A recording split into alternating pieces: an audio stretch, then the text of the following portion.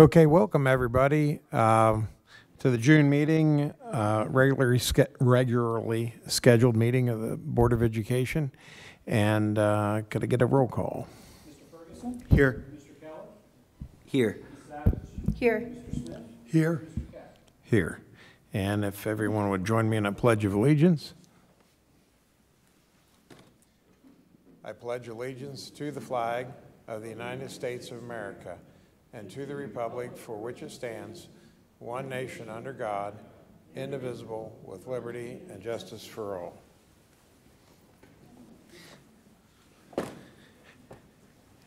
And at this point, I need a motion to adopt the agenda as published. So moved. Is there a second? Second.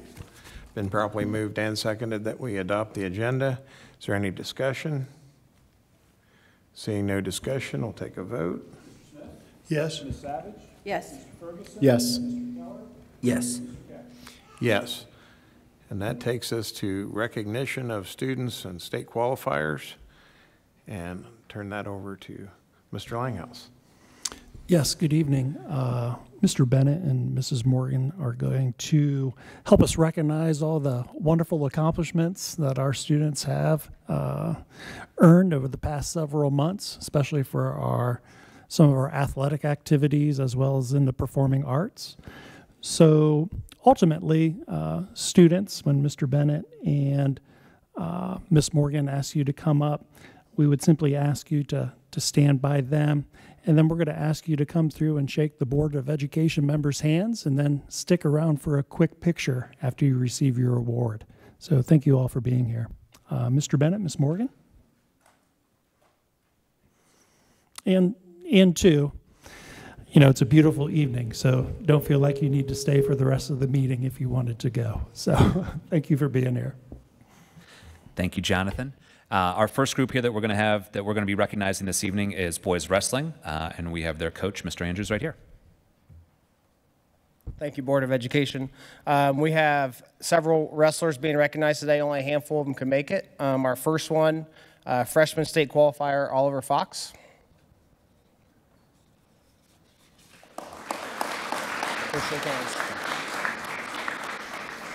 Freshman state qualifier, Berkeley Barons.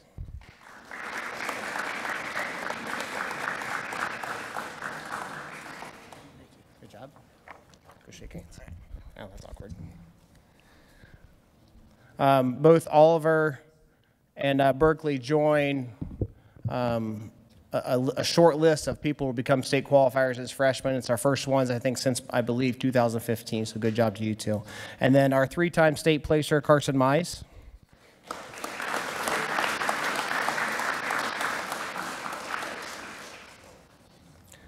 And then I don't believe able to be here tonight is Trent Sharp, Gage Counts, and Boston Burkhart. So thank you, guys.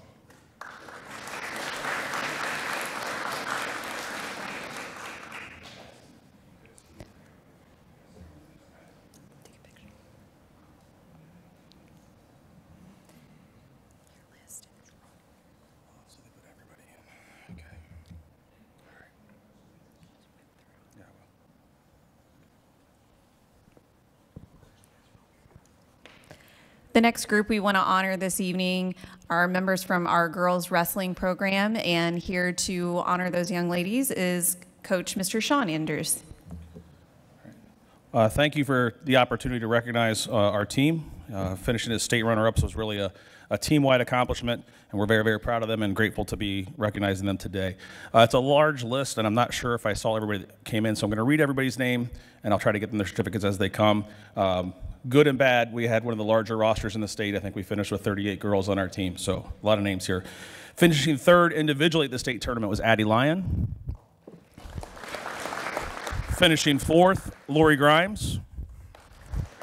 Finishing fifth, Desi Lee. State qualifier, Katie Hammersmith. State runner-up, Cammie Lang. Okay. And then individual members of our team, Lydia Adamski, Reese Andrews,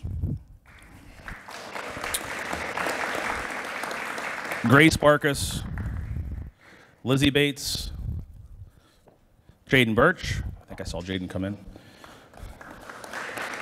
Eliana Borjas, Camila Brito, Kylie Gray, Lori Grimes, Katie Hammersmith, Lily Haynes, Michaela Haynes, Piper Jenkins, Dinah Jones, Gabby Kinney, Desi Lee, Jazzy Leiter, Cami Lang, Kara Lang, Kylie Lewis, Addie Lyon, Tegan McKinney, Kiki Melms, the Kiki's here, Andrea Mendez, Lauren Mobley, Paige Mobley, Maria Montero, Sophia Montero, Ellie Neal, Aubrey Pollock, Grace Reuter, Bailey Smith, Miranda Strang, Bernice Torres, Taylor Trigg, Lily Vanover, and Jade Warnke. And Kendall and Wilson, sorry. Once again, thank you.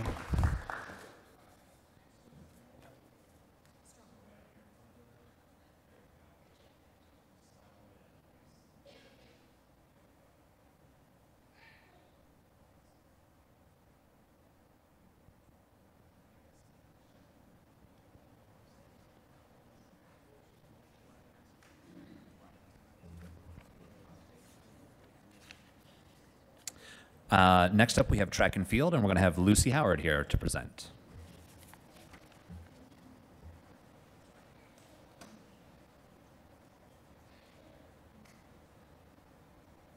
Good evening. I'm here on behalf of Coach Sundermeyer and the entire track and field coaching staff with one of our athletes, Audrey Spooner, who is a state qualifier in high jump. Audrey.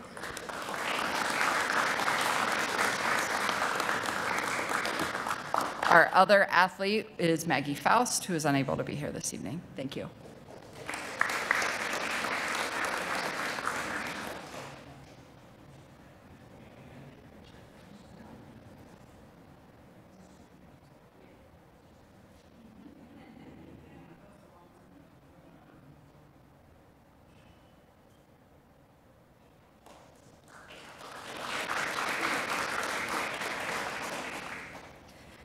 Next this evening, I have the distinct pleasure of recognizing for the very first time in MUVSD school history our one and only boys tennis state qualifier. And while he could not be here tonight, we certainly want to give a round of applause for ECHS student Gianni Russo.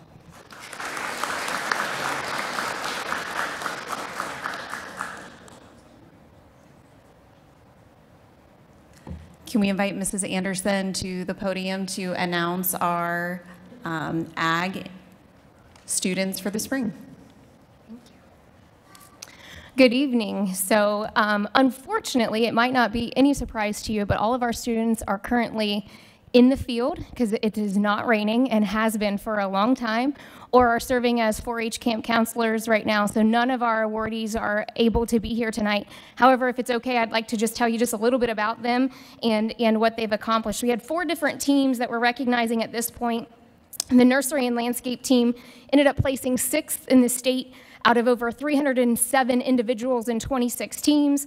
That contest required them not only to have general knowledge over nursery operations and landscape management, but also pass safety tests, do a landscape design challenge that they had to actually calculate, do blueprints in, and then build and actually have it work out, and then do plant ID, pest ID, weed ID, those sorts of things.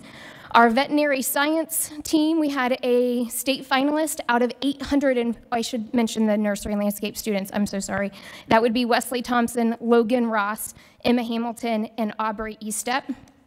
Madison Warricks was our veterinary science CDE state finalist. She was a finalist out of over 840 competitors in the state. That contest required her to be able to identify and know the purpose for several different pieces of veterinary instruments, being able to identify parasites, bacteria, and breeds of both large and small animals, as well as being able to perform practicum skills with no warning as to what it was going to be for both restraint and medical procedures of both large and small animals. So congratulations to Maddie on that. Our other two teams, our welding team placed 10th in the state. This was a pretty unique team because it was made up of entirely freshmen, and which is wonderful. They ended up placing 10th in the state out of over 55 teams, so we are excited for their future as well. That contest, they had to, this year, they change the product every year, but this year they had to design a garden utility trailer, actually calculate the materials that would be needed, draw blueprints for that, and then pass a general safety knowledge and just metallurgy, hydraulics, and electrical knowledge test. And then they went to the state FFA convention where they actually built the utility trailer that they designed within a period of time as judges were watching. So that's good. Our team members were Wesley Thompson, Hunter Neal, and Will Ramsey. Then our last team was our equine management team. That consisted of Brody Kearns, Riley Karcher, Mackenzie Karcher, and Sawyer Holt. They placed 5th in the entire state. There was over 685 individuals and 140 teams, so they did quite well. That contest required them to have a very high level of knowledge of managing equine, as well as equipment and TAC ID, breed and conformation ID as well. And then they had to actually judge halter and performance classes as well as hay classes. When they got to the finals, they were given a scenario in equine management and had to develop a solution to that and propose that to judges as well. So congratulations to all of our members. Thank you.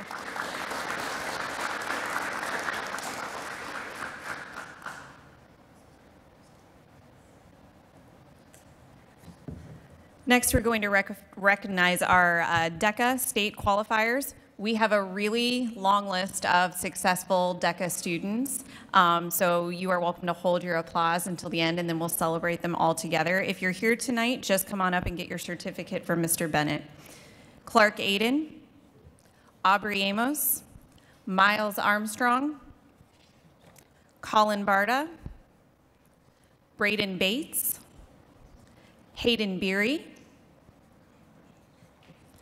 Dustin Bernard, Alexandra Bernard, Blake Bertram, Henry Brown, Raymond Bymaster, Matthew Serba, Seth Chapman, Annabelle Clare, Ethan Claridge, Whitney Claridge, Adriana Kahn, Gwendolyn Dial, Emma Eads, Kalana Ferguson, Madeline Forrester, Maxwell Freeman, Giovanna Freitas, Dominic Fry, Ella Fox, Kelly Garabrand, Elise Gilsinger, Sophia Gonzalez, Jesus Gonzalez Lopez, Andre Graham, Paul Green,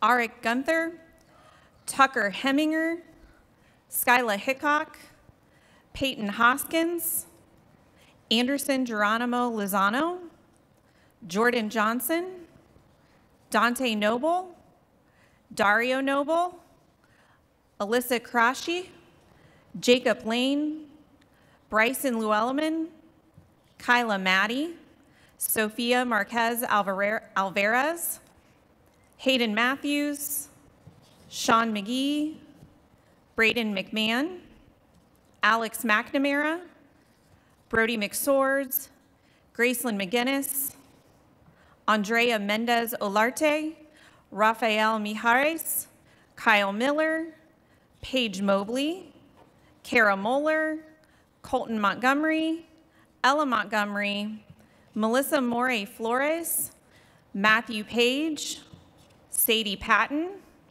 Jackson Preston, Aaron Rios, Isla Rose, Addison Ross, Kenley Russell, Madeline Rososilo, Mamor Sadie, Elias Schmidt, McKenna Schwarzenberger, Kendall Shavers Davis, Isabella Shaw, Delaney Sherwood, Paisley Smith, Madison Sprague, Kiefer Stackhouse, Cameron Stonerock, Kale Strickland, Brandon Wigand, Jack Widmer, Landon Will, Liliana Wolford, and finally, Saja Youssef. Congratulations, DECA students. We're very proud of you.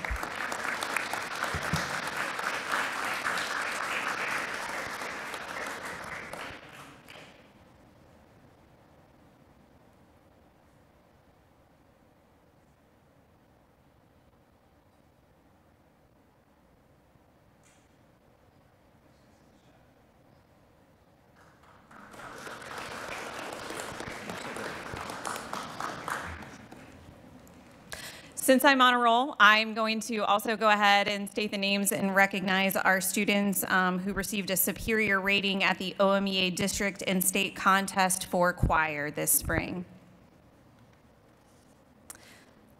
Same thing, we have a long, although not quite as long, list of really successful students, so feel free to hold applause until the end. Braden Logsden, Michael Roberts, Kellen Wheeler, Theodore Wilson, Mason Au, Cora Ballinger, Mariana Davila Querales, Dao Do, Cece Langhouse, Drew Roden, Riley Bashong, Madeline Conrad, Aubrey Durnham, Hannah Edwards, Kaylana Ferguson, Evan Fetzer, Delaney Hill, Lila King, Lucas Langhouse, Kylie Markert, Emma Gilbert, Araya Inskeep, Maddie Levy, Will Nussbull, Linnea Olafson, Israel Rios, Anthony Roberts, Kaya Thatcher, Jonathan Thomas, and Kai Wardwell. Congratulations to our superior singers.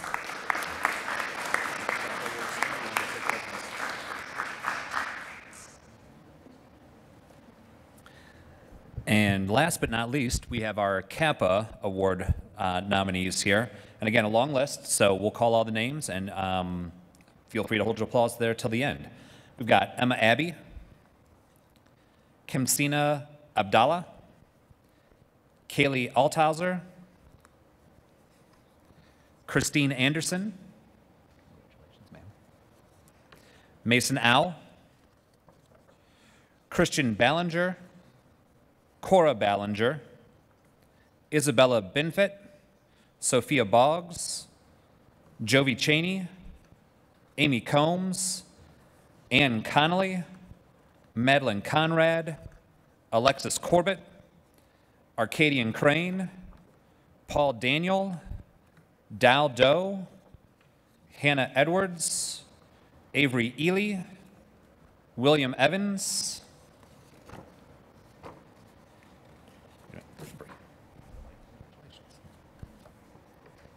Gabriella Fairchild, Evan Fetzer, Emma Garner, Hope Grimm, Emily Harden, Hope Henley, Lauren Hensinger, Penelope Herring, Delaney Hill, Allison Immel, Aurelia Inskeep, Isabel Kempton, Mackenzie Kern, Lila King, Cecilia Langhals, Lucas Langhals, Leah Ledley, Braden Logsden, Carolyn Maupin, Molly Mellish, Mallory Michael, Briar Miller, Kaylor Niemi, Ezra Olding, Joanna Olafson, Linnea Olafson, Mylan Overfield, Dylan Pack, Naomi Parker,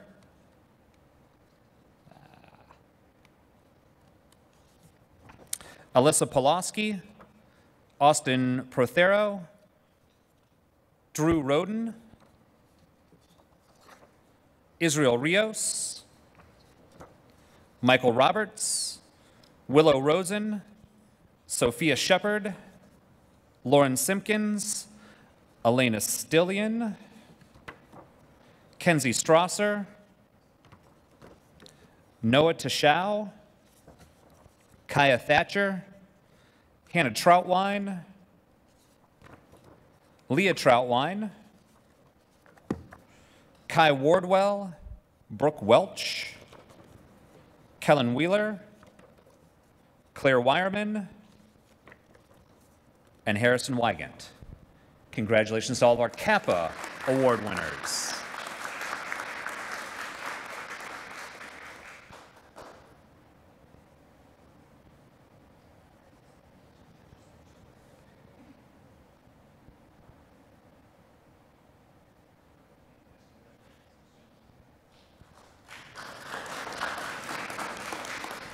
And that does conclude our spring student honorees. So families, you are welcome to go home and enjoy your wonderful kids. Thanks for joining us this evening. Thank you, Ms. Morgan. Thank you, Mr. Bennett. It was quite the impressive list of students celebrating academic achievements, athletic achievements, as well as achievements in the performing arts. A lot of opportunities for kids and the kids representing Marysville as a community. Thank you to the families and the students for making us proud.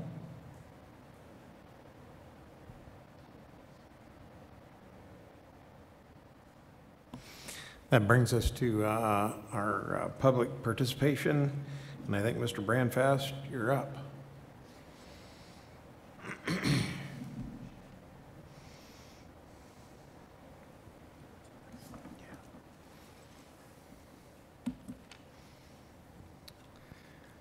Hi, my name is Kevin Brandfast. I'm president of the Marysville Education Association.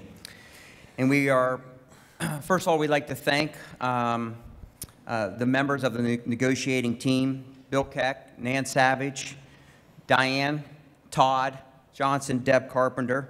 We'd like to thank all of you through this process. But we are proud to have reached a negotiated agreement that reflects both unity and progress. This agreement is a product of the strong, respectful relationships we built with our school administration and school board over the past several years. Relationships grounded in honesty, transparency, and shared purpose. Together, we crafted a contract that not only supports our educators and uplifts our students, but also keeps Marysville competitive with districts across Central Ohio. By investing in our staff, we're investing in the long-term success of our schools and our community. We're grateful for the collaboration throughout this process and remain committed to building a future we all can be proud of. I would also like to take this time to thank Diane. Throughout her tenure, Diane Allen consistently led with integrity, vision, and a deep commitment to our students, staff, and community. I've been especially grateful for the strong, respectful relationships she's maintained with me personally and with our union. Her willingness to engage in open dialogue, listen with empathy, and collaborate towards shared goals has made a lasting impact, and we wish her all the best in her next chapter. Next, I would like to publicly thank our incredible MEA negotiations team, John Wing, Katie Brown, and Lisa Kottner, for their tireless commitment to our teachers and our profession. Their dedication, insight, and collaboration were invaluable throughout this process. Each of them brought only a deep knowledge and professionalism to the table, but also a steadfast passion for advocating on behalf of our educators. We are stronger because of their efforts, and I'm truly grateful that they are part of this team. Again, we'd like to thank all of you and appreciate your dedication and commitment to this school district. Thank you. Thank you.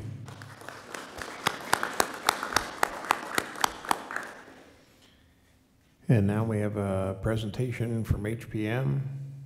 Do you want to introduce them? Yes, Mr. Keck. Tonight we have Tracy Richter and Matt Sachs from HPM. They've been wonderful partners and collaborators with our master facilities planning process. So again, Tracy, Matt, thanks for being here tonight.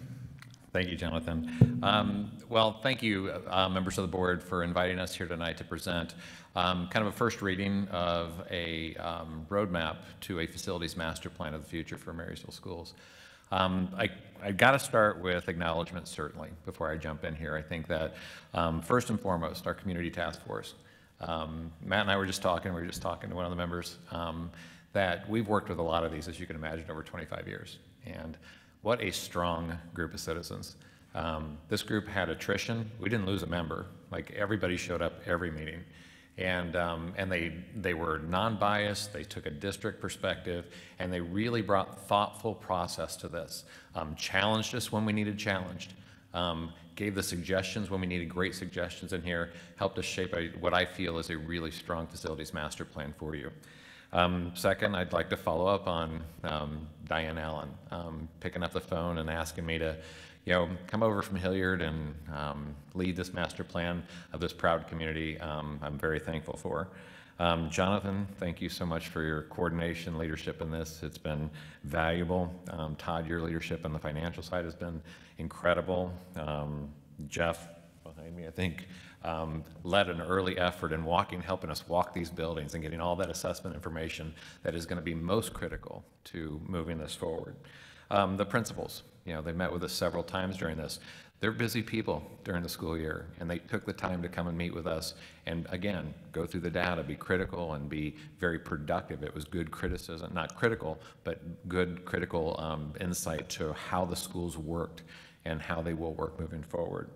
And certainly to Dr. Zach Howard, who, as he's drinking out of a fire hose, I can imagine, spent an afternoon with us to learn the information and to start to take ownership of this. And so I wish him luck as he starts to lead this district forward too. And then finally, the Board of Education.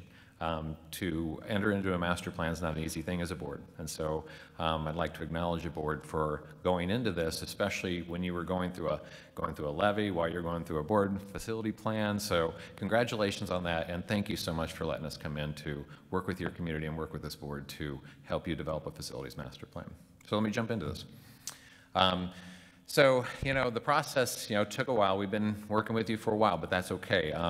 We started with good assessment information. We worked with the community task force. We went out to your community. We did online surveying to one of the most successful online surveys that I've, again, in 25 years of doing this, pretty impressive results there. We brought options and scenarios out to that community and brought them to you to go through and with the task force kind of vetted those pretty hard. And then tonight we're bringing you some recommendations for a facilities plan. One of the things, again, as you start to look forward, we've talked about this a lot, that as I've been working across this country and even in the past 2 years, you are the single district that I've worked with, and I've worked with a lot in the last couple of years, that has rising birth data and rising enrollment. Nobody else is doing that. And it's attributed to a strong community and a strong school system, that people want to be here to learn. You offer a great community environment. You offer a great school environment that allows this to happen. And so as you see this projection, know that a projection is what it is. And this is the most important thing to keep updating year in and year out, to continue to monitor that. You're not going to stop growing. People want to be here. And so I just feel like every time I drive up that road, everything gets a little more connected. Again, that comes with some responsibility in facilities especially. So also in the capacity and utilization, as you move forward, you're already feeling pressures in your schools for room. So we acknowledge that, and that moving forward, adding capacity into this district to ensure that you have capacity, not just in the next 5 years, but this plan is really trying to address a 10, 15, and 20-year effort towards enrollment. And so I think we can get there. The educational adequacy was important. We felt like this was a key component to understanding your buildings from an educational standpoint. And when it came to the decisions of buildings, not just how much room you had and not just the physical condition of those buildings, but measuring all those things that are important to educate your students. The types of spaces you need, the size of space, the resources you need in those classrooms are part of the study that you can lean on to make sure that when you're doing those maintenance and improvement projects, you can also be doing the programmatic improvements as you move forward too. Your facility condition, overall, again, a well-maintained district.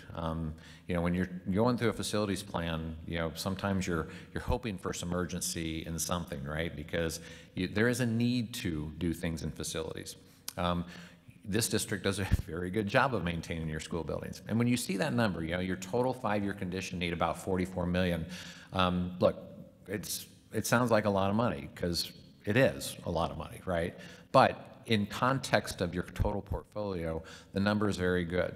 The goal in this, in a facilities plan as you move forward, especially as you have to be patient to get overall funding for a capital program, is to maintain this number, is to make sure that this kind of facility condition index is maintained over time, that you don't see that spike in growth as you go. You can see how that chart rises. This chart doesn't have any funding on it with it, but as that chart rises, that 44 million overnight becomes 100 million, and then it becomes an unattainable number to maintain your schools.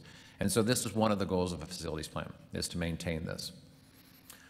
The condition, you can see the physical condition of your building. You can see we have now predictive analysis in the software that we have used to do this, to help you understand when those needs are going to have to be met, and gives you better predictors of that. Our educational adequacy assessment is folded into this so you can anticipate in your budget, again, where you have to prioritize your budget dollars. You can't afford it all. Nobody can.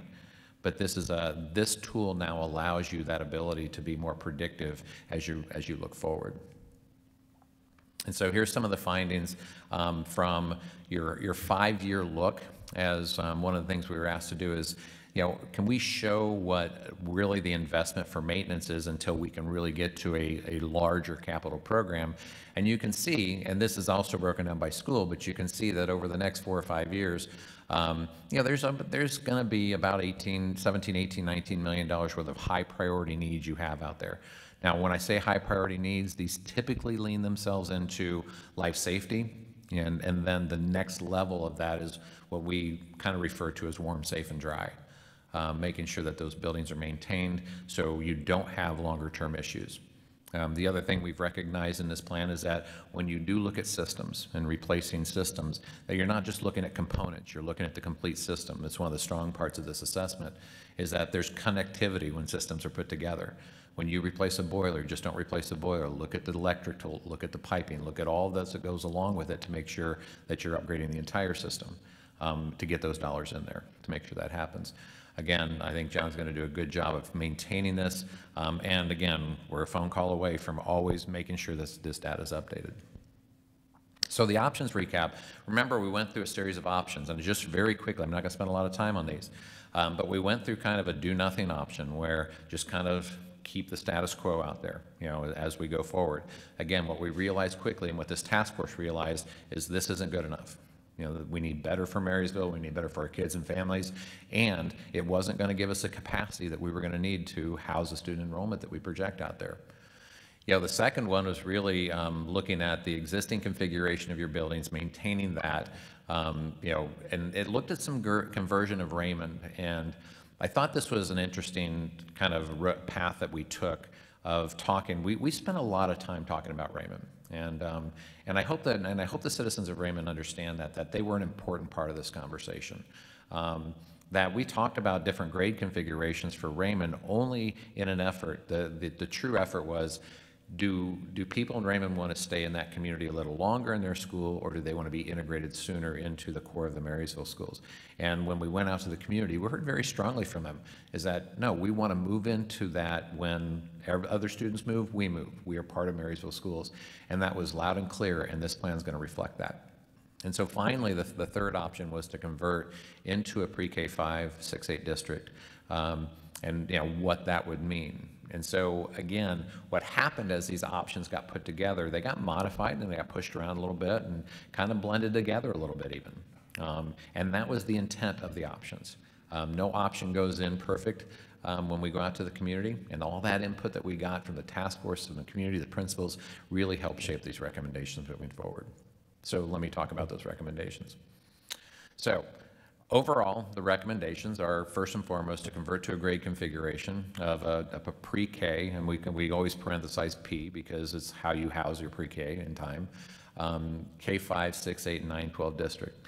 One of the things that we talked about a lot was, what does this mean to curriculum? What does it mean to the articulation of programs, and how does that work? Well, what we do understand is that 75% of school districts in this country are K-5, 6, 8 districts, and so you're not walking into unknown territory. The other thing this will do is it allows for some transition of facilities to be used in the future and reused in the future to help accommodate some of that growth that you're going to have and the capacity needs you have. Right out of the gate, looking at building a new middle school, we talked a lot about this middle school was a big topic of discussion among the task force and how it could be configured. The nice part is that we are recommending that this middle school be built by the existing middle school. And there's a lot of discussion to be had here. There's still some questions out there about, do we use the same football field? Do we use the same, those kind of things, practice field? How do we do that and how do we configure? But one of the things that the task force talked a lot about was the flexibility of, can you make it just a 6th grade center? Or can you make it a 6-8? Can you make it a choice middle school of them? So the flexibility of this building is a pretty incredible thing that the district's going to have, especially being co-located. We also feel like the site is very appropriate for it. And the last thing we did talk about was even building this middle school bigger in time, so that even for 1,000 student stations. But what we soon came to realize that the cost started to become really restrictive as you got bigger. We still think that this size middle school, also obviously designed with the future in mind, for maybe additions if you're going to need it, but we think this is a 25-year capacity. So we think this is an appropriate size for this building. And again, you have a couple of years to kind of figure out what this is going to look like in time as a whole site, as a whole configuration, as you want to deliver your middle school programs. And I think, to me, again, you all know I'm an old middle school teacher. This is kind of cool that this is the first thing that we should recommend out of the gate. You don't see that very often when middle schools kind of take a priority. Replacing Edgewood Elementary on site. Again, we have the ability, theoretically, to build this while students remain on site, which would help in swing space, and so that's good. Build it to 600 capacity, which allows for, again, some demand in the future when this school starts to get built, is going to demand you look at your boundaries. And the boundaries are not just a one school boundary. It is likely when you start this capital program that you're just going to have to lift up all the boundaries and just start again, which is fine. I think every district should do that. I think it's a healthy exercise. I know that's kind of scary when you think about it on the surface, but there are great processes out there to allow your community to help in that process. The demolition and renovation and new construction at Raymond Elementary really kind of reinvents that school a lot. The necessary for life safety, an old building that has served its life and served its community well. But to save some of that building that can be saved and to build where it needs built. A lot of classroom additions here, so state-of-the-art classrooms for those students.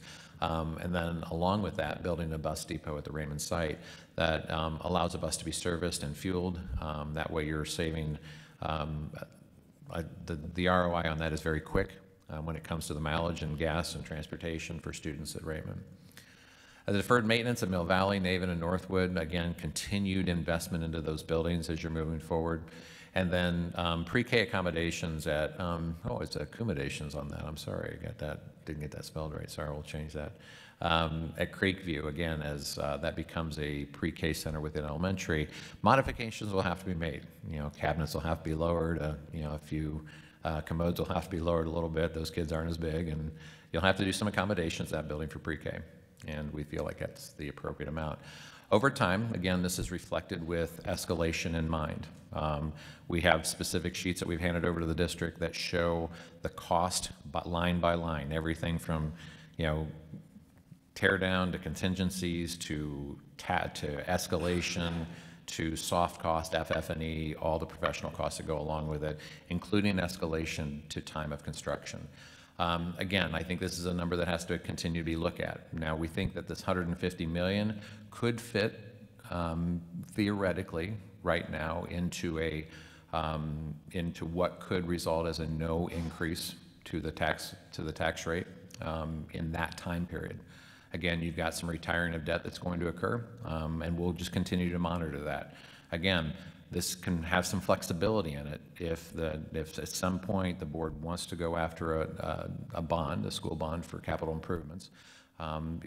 the options are to, let's keep the tax rate, let's not increase any taxes on our citizens and get $150 million worth of investment, or you could lower it down a little bit, or you could even increase it in time. Again, it'll be kind of how your community wants to react to it. And because of that, we've had some additional considerations in here. Now, we don't think these are immediate, but we do think these are things that we heard. Things like a high school field house.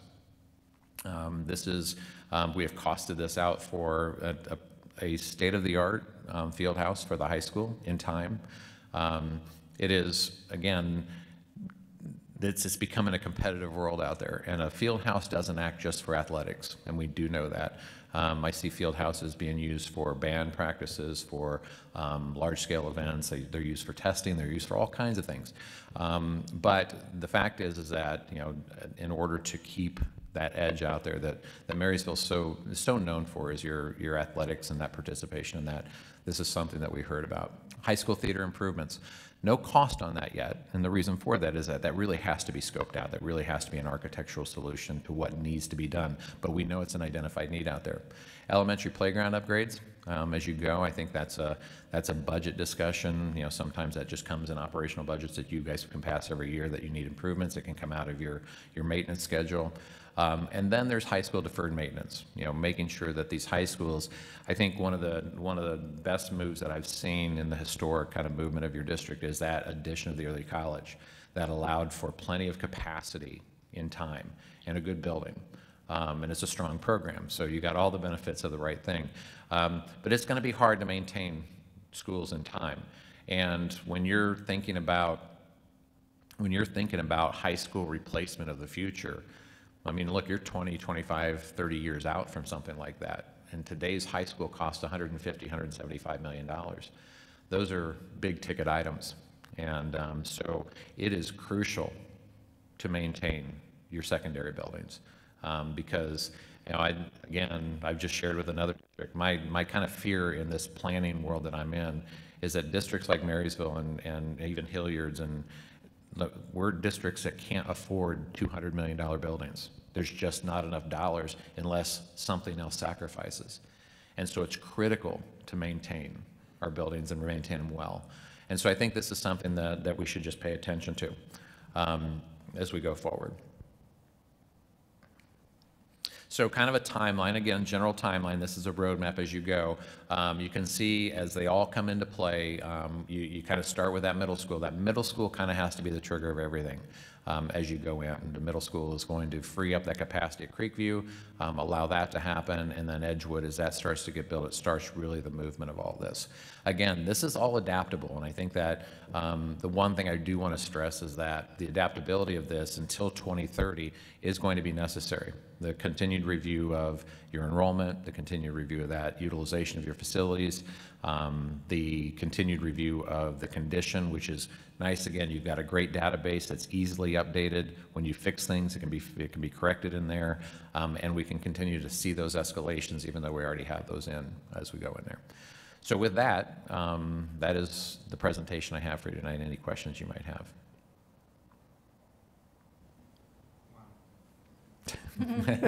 Wow. Wow. So I do have some questions in regards to your capacity utilization calculations for the schools.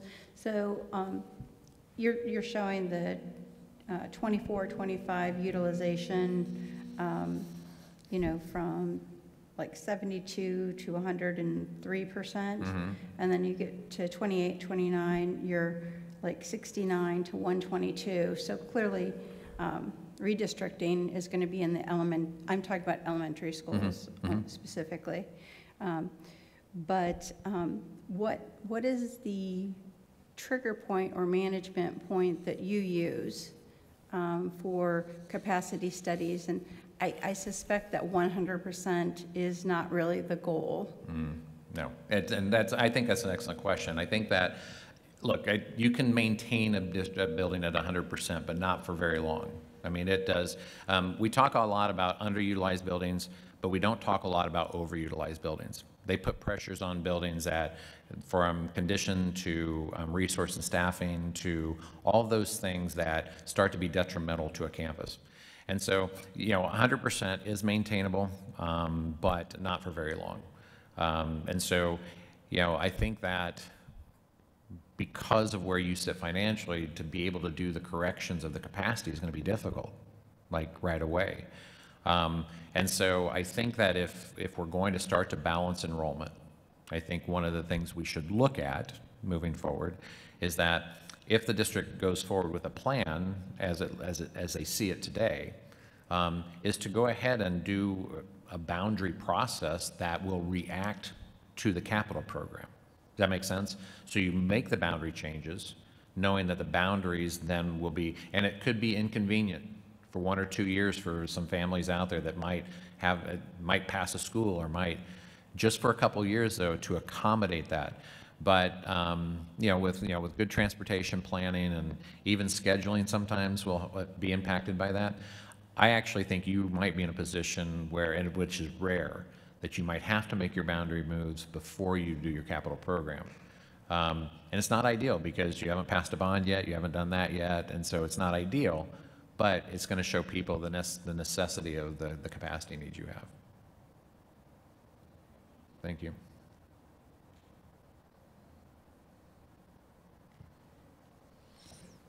Thank you for your presentation tonight. I have a couple of questions.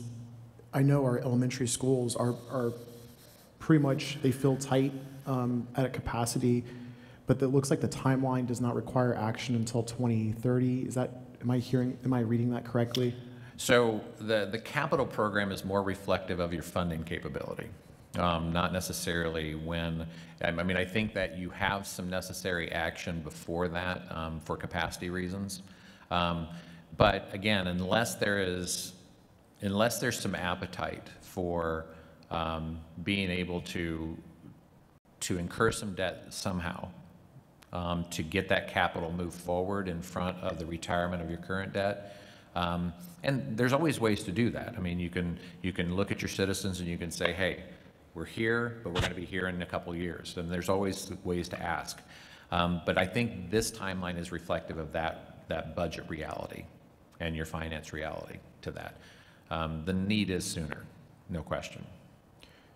My second question is, with conversion of PK through 5, what year does that conversion begin in your recommendation? So I think that you can, again, I think this is a timing issue with your capital program, but it doesn't have to be. One of the things that it relies on is that Creekview facility, and that's kind of triggered by that middle school discussion. You will, because your middle school, and if you look at, we'll move over to the middle school, you do have room in that middle school, obviously for students, but I think the issue here is getting those 5th graders to where you need to get them to. I'm sorry, I'm jumping around here, I don't mean to, is getting the 5th graders where they need to be. And you just don't have the room already. That's the problem. You have another grade into an already pressed capacity. And so I think that the balance of that is that it will take a couple of years to get your curriculum to where you want to be at a pre-K 5, 6, 8 level. And I do think that takes some transition time. But it can't happen until you get some capacity. There's no way to bring another grade in. And so I think that's it. The other thing to think about is how you're going to house that pre-K in that meantime also, as you move further into the pre-K world, and the interest is going to be bigger, that, and and it's going to become more and more necessary to bring those kids in early. I think that if there's a solution around pre-K to not have them in every elementary school, you free up a little bit of space. But I think that's one solution. But I don't think you can do anything in this until you get some capacity at the elementary schools. Speaking of pre-K, I know while this process was going on, we had received notice about Harold Lewis transferring their operation to this school district or their home districts. Did the task force review that information and include those student enrollment into these recommendations, or was that after? That was going pretty literally. pretty the timing probably couldn't have been worse because it was that week that we had the task force meeting that happened, and so we didn't really have the results of kind of what the impact would be yet. And so I think we're going to have to adapt a little bit in the plan for that. Obviously, the task force put time and effort and energy into how to do a pre-K solution for the district from a facility standpoint, but that timing couldn't have been like, I don't know, better or worse than it could have been for that task force meeting. And we've seen an increase even before the Harold Lewis situation with the preschool demand. So that's why it was an important piece for the future, where can we house pre-K? And that's where that Creekview Elementary and pre-K Center came into play. So not good timing, but good timing, because we were looking to the future anyway. Yeah, yeah. And this is my last question. I know that Creekview, it's recommended that Creekview kind of transition to an elementary school. However, we do have some annexations in progress with some residential growth on our east side or northeast side. We currently have students from Medina Point, the apartments by Meyer and south, being transported from there to Northwood, which is the school, on the north end of our town. Did the task force have an opportunity to review, security, what would that look like to secure a new site and build an elementary school at a different, in the area of growth on the east side or north? Yeah, so that was discussed. I mean, there's no question that was discussed. And with the part of it is that with the kind of readjustment of how the schools would work in the future and how many schools you have, we didn't talk about land securing. We didn't go down that, and it was introduced early. But I feel like the task force was, if we have these schools in place and we look at our boundaries and we reshape how this district transports around, and I know, look, you drive through it, and I understand, but I think part of it has to think about a couple things. Is that, first and foremost, you have to look at those boundaries to make sure that you're not doing those kind of things. You're not crossing schools to do that. And that's going to take an adjustment for some people, certainly. But I also think you have to start thinking about like school start time and operationally like that. I know that's a sensitive topic to a lot of people, but even it's not out of the question for districts of this size geographically to look at kind of even a modified elementary start time to modify some of that traffic pattern that you could do. So I think there's operational strategies that can occur too. I don't ever think it's a bad idea for a district, if they have an opportunity, for a good opportunity for land acquisition, to take that. School districts don't get a chance to get that very often. And so if you find opportunity for land acquisition, particularly in that area, it's not a bad idea to pass it up. And so there's no real dollars allocated right now in the plan for it. But again, with kind of budget considerations, I think it's something you should probably explore. I had one more question regarding the facilities condition survey that you did. Yep. I was curious on, is there like a super detailed list of projects that you're recommending by school that is part of this process? So in the maintenance projects, it's not, so how this works, and when you're in those maintenance projects, what we're given is a dollar amount that kind of ties the system together, but we don't scope the work for it. So it's not specific to the project, but specific to the system and the components that go along with it. And so as you get into your budget year and you identify the schools in the maintenance plan, that will be scoped by whoever's doing the maintenance work for you, whether you're hiring an architect firm to help you with design management of it or construction management of it. That's when it gets scoped out. There's enough dollars to do it, but specific details not kind of mapped out right now. Okay, I'm just thrown by the 2025 amount is almost $15 million, and then it's $1 million, $1 million, $1.3 million, so. So you happen to be in a cycle where you have a lot of systems that are expired right now. And again, the good part about a condition assessment, the condition assessment that we do, is both a visual and kind of an age. And so again, we describe it as what's broken and what we anticipate will break. And the definition of what will break is a life expiration. So if a roof is 20 years and we look at that roof and it's 19 years last year, that roof is going to be on next year's program. Now, we may look at it and say, look, we want to stretch out that $15 million into the next couple of years. Can that roof make it another year? So it gets pushed into a deferred, but only for a year because we've identified the need for it. But the roof may last beyond 20 years because you've taken good care of it. And so this is why, but we consider a roof a life safety because you start water intrusion, that's the worst. And so that's why you see that big number to start. And this is pretty typical actually when we walk into a district that hasn't done the comprehensive assessment like this, is that you're going to see that big first number, but it fixes all those things that are at their life expiration. And then you get and again, you've maintained your building so well, you get kind of a reprieve for the next few years. But you're going to see that number go up again in 2030. Yeah. Yeah, well, I definitely think we'd want to spread that out because then everything's going to expire at the same time again. And that's what's happened in the past. And so those are those urgent, high priority estimated costs. And again, I think that I really do think that Jeff will do a good job of making sure that it's stretched out. He does a wonderful job with being able to schedule this stuff. And again, just having the availability to have labor to do it, you know? Yeah. Yeah. I would just add that, you know, we're basically going to take the information we've got from this and kind of translate it into our existing permanent improvement forecast. Even that forecast was not, you need to change the boiler at Edgewood on this date, you need to change the chiller at Creekview on this date. It wasn't specific like that. There's a human element to it, just like with these numbers, there's going to be a human element to it, as well as a budget component of, you know, what can we afford and when. So we're in the process right now of, you know, putting those numbers into there and getting that update. So we'll have that for you in July. Thank you.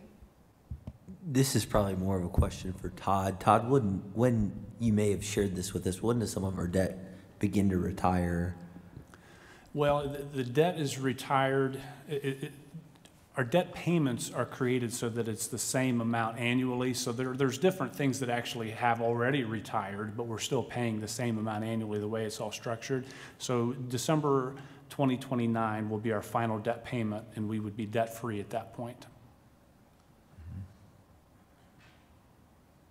Yeah, I've gone through this presentation because we got it ahead of time, but I've gone through it about 3 times.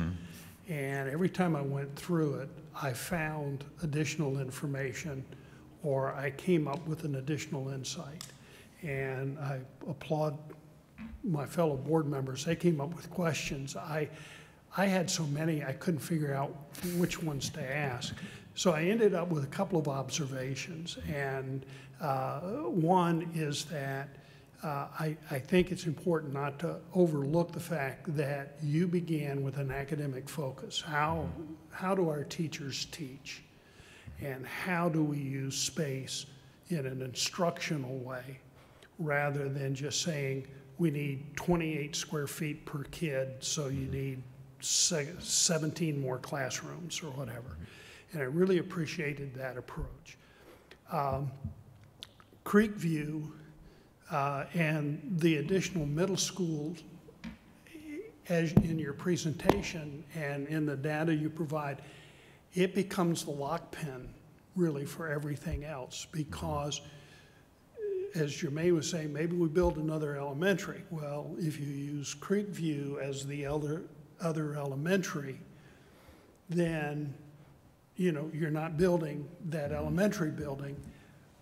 But then if you reconfigure to pre-K 5, you've got some extra kids that need some space to go. And so the middle school is much less expensive than a high school to build. And we were able to get a second high school with a grant from the state, which is a huge benefit. But it also allows, as you pointed out, the option to configure that additional building for middle school students to not necessarily be just a mirror of what we have, but to make it something different that would complement, be able to expand programs, offer additional opportunities, because what we have heard is with the focus on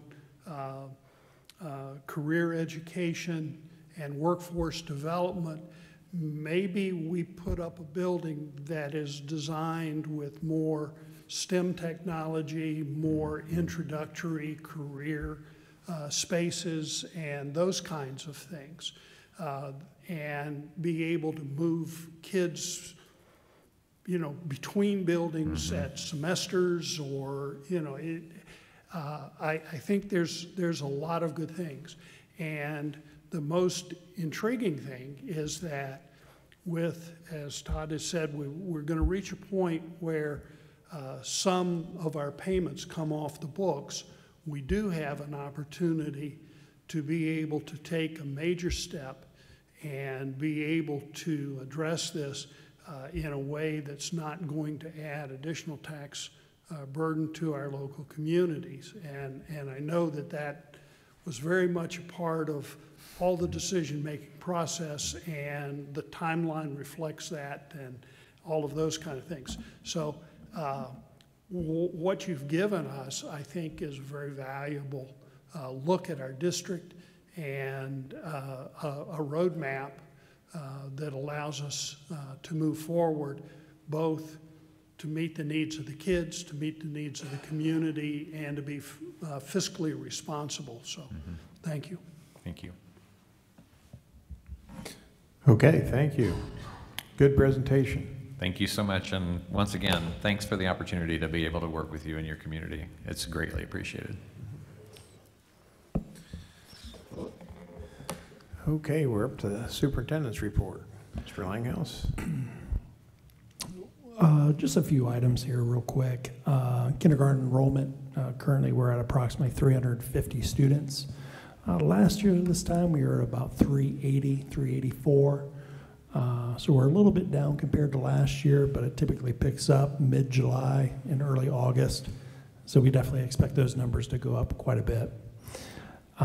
Grades 1 through 12 enrollment, no surprise, up and down. We're getting records requests, we're getting new enrollees. So that's a moving target every day.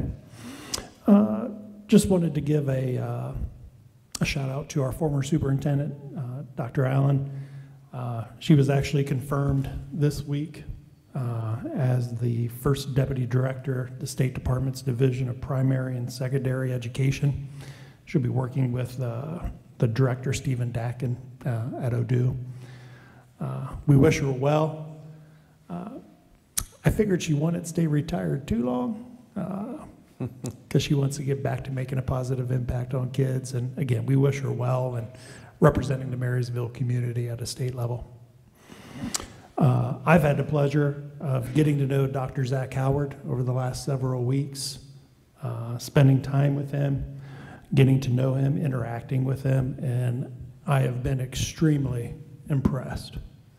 The district is in great hands, and I'm super excited for the future for our students, our staff, and the community.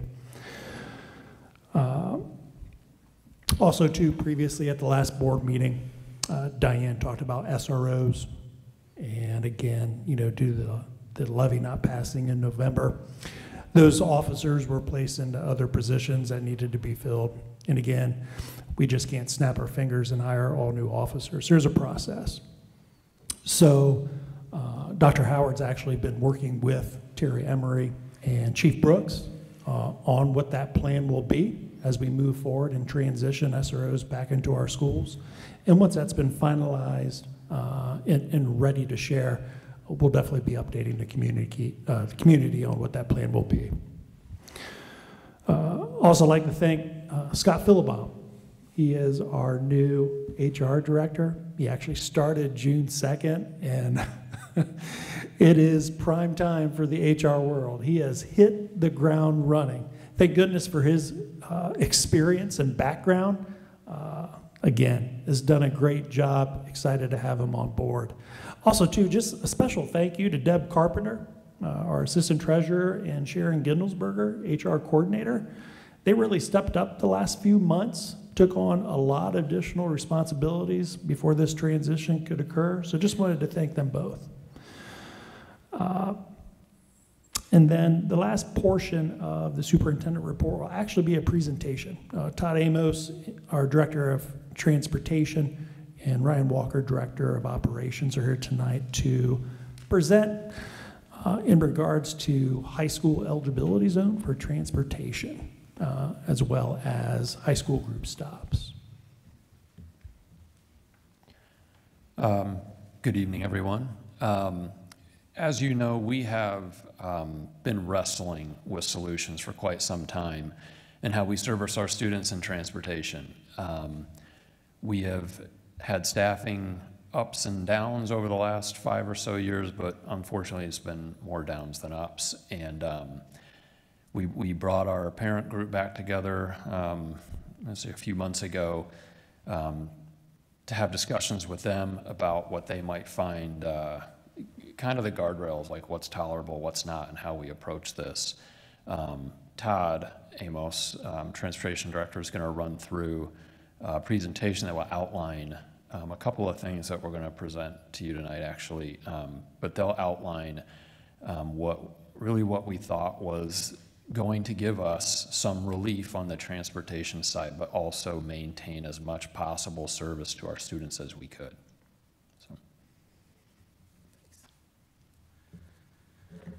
Todd Amos, Transportation Director. Thank you for having me. I'm going to start out the presentation with our current issues.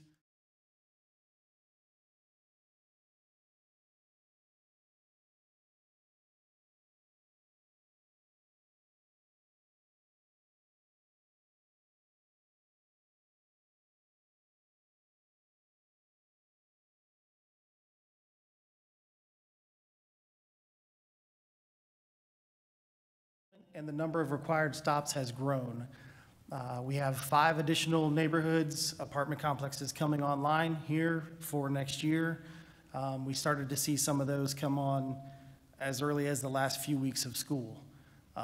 So currently, including van drivers, there are 35 everyday drivers. Their aging staff hurts the predictability of the routing. We have a high incidence of long-term injury or illness due to aging staff. There's not been a day in the second semester of 24-25 that we have had a full onslaught of drivers driving buses or vans. We canceled 2, it's a little misleading, but we canceled 2 days of 1 route.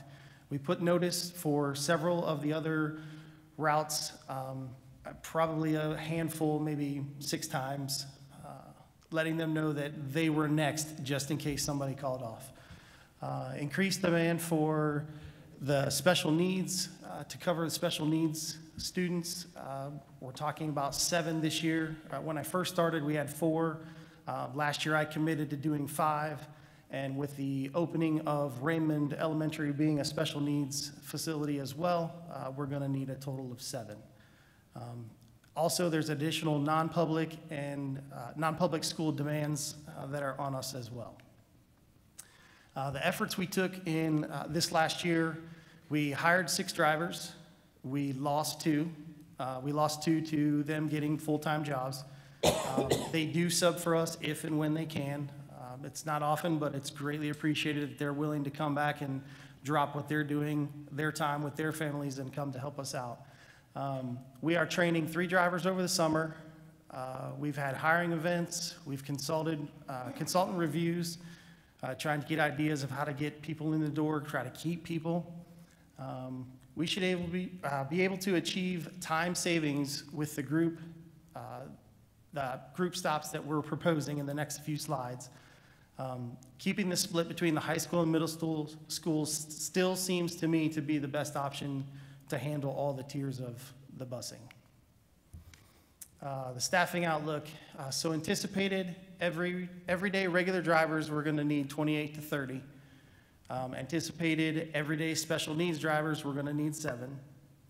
We have 1 substitute driver, and then we have uncommitted leaving, we have 4. Proposal. So in order to better handle challenges, still remains some level of high school service. If the following changes are what I think we need to move towards. Move the high school eligibility zone from 1.5 to 2 miles. That will reduce the stops and reduce the stops for in-town to pick up 4 cluster stops instead of, like, well, you'll see in the next slide. Already communicated that we put out there was High Point will be transported to and from Marysville High School only. No alternative stops until we can get a handle on our busing drivers and what they're going through before I can offer alternative stops for parents. And the opt-in requirement is going on right now. I think we had 736 the last time I checked, minus the duplicates. It puts us down to like probably around 636 high school students needing transportation. This is a little confusing map.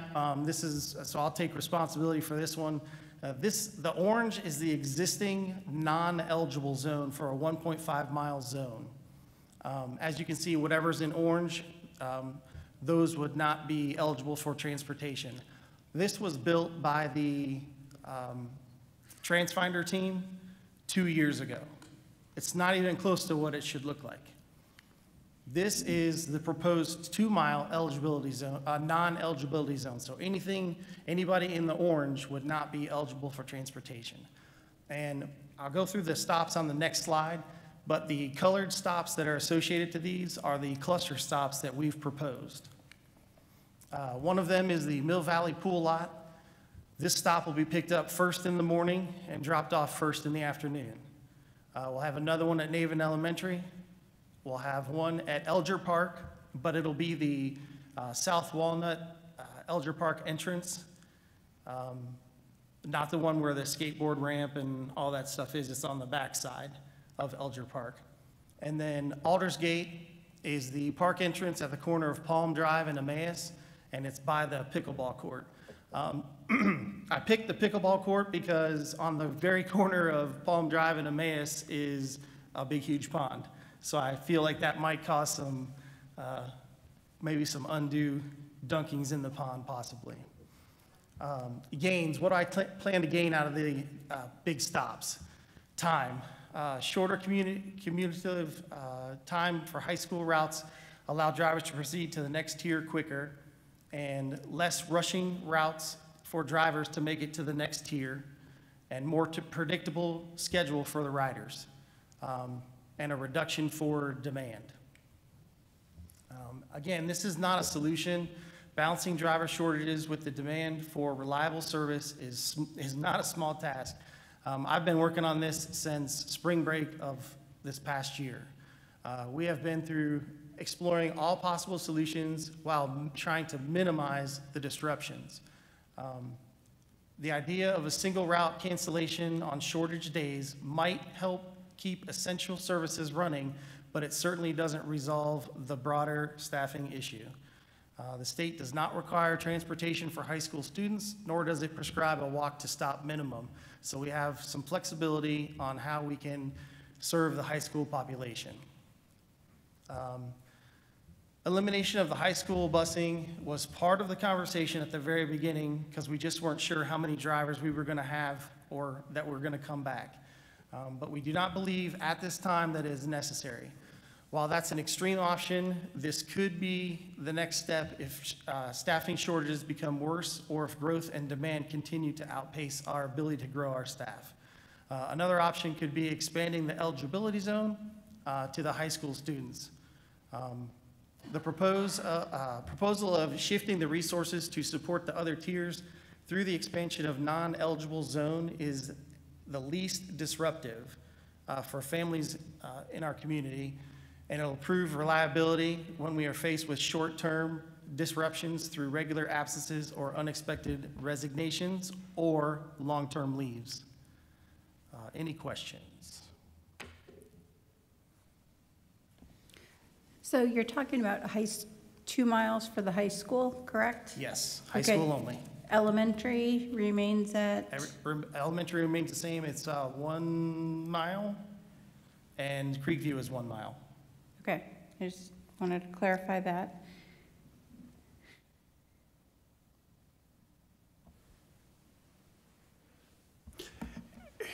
you know, we've had conversations and we've looked at all these options, and I appreciate and want to thank all the people in the community that you've worked with to come up with ideas and bounce different things off of and try to get some feedback from. I mean, obviously this is not what we'd like to be able to do, but I think it's important that we have the ability to have dependable service rather than stretching our limited resources and always operating on the edge of catastrophe. Because that puts additional stress on the drivers. They need to know, just as parents, when they wake up in the morning, they want to know that at a specific time their child's going to have transportation. The bus drivers, when they show up to work, they need to have that same kind of feeling that they know what their day is going to look like. And certainly there are always adjustments and so forth. So I appreciate all the time and effort. I think this is, sounds to me to be workable. And I think that's where we need to be, is to be in an area where we have something that is actually going to work, that's dependable, that is reliable. And I think we're coming closer to that. A second thing I'd like to request is that on your orange boundary that you're showing, can you attach street names to that orange boundary so that the community understands where the cutoff lines are? I can definitely look into that, sure. I mean, the way the map blows up, I mean, it'd have to be in probably 4 different quadrants to be able to show street level. I understand. It's just a way of communicating to the larger community what the new boundaries are. I don't know. I use street names. Sometimes people just use landmarks, but I think it might be helpful. Okay. Mr. Amos and Mr. Walker,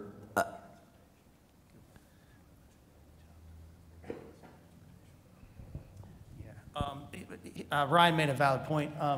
The opt-in has begun, and I think it ends the 20th of June.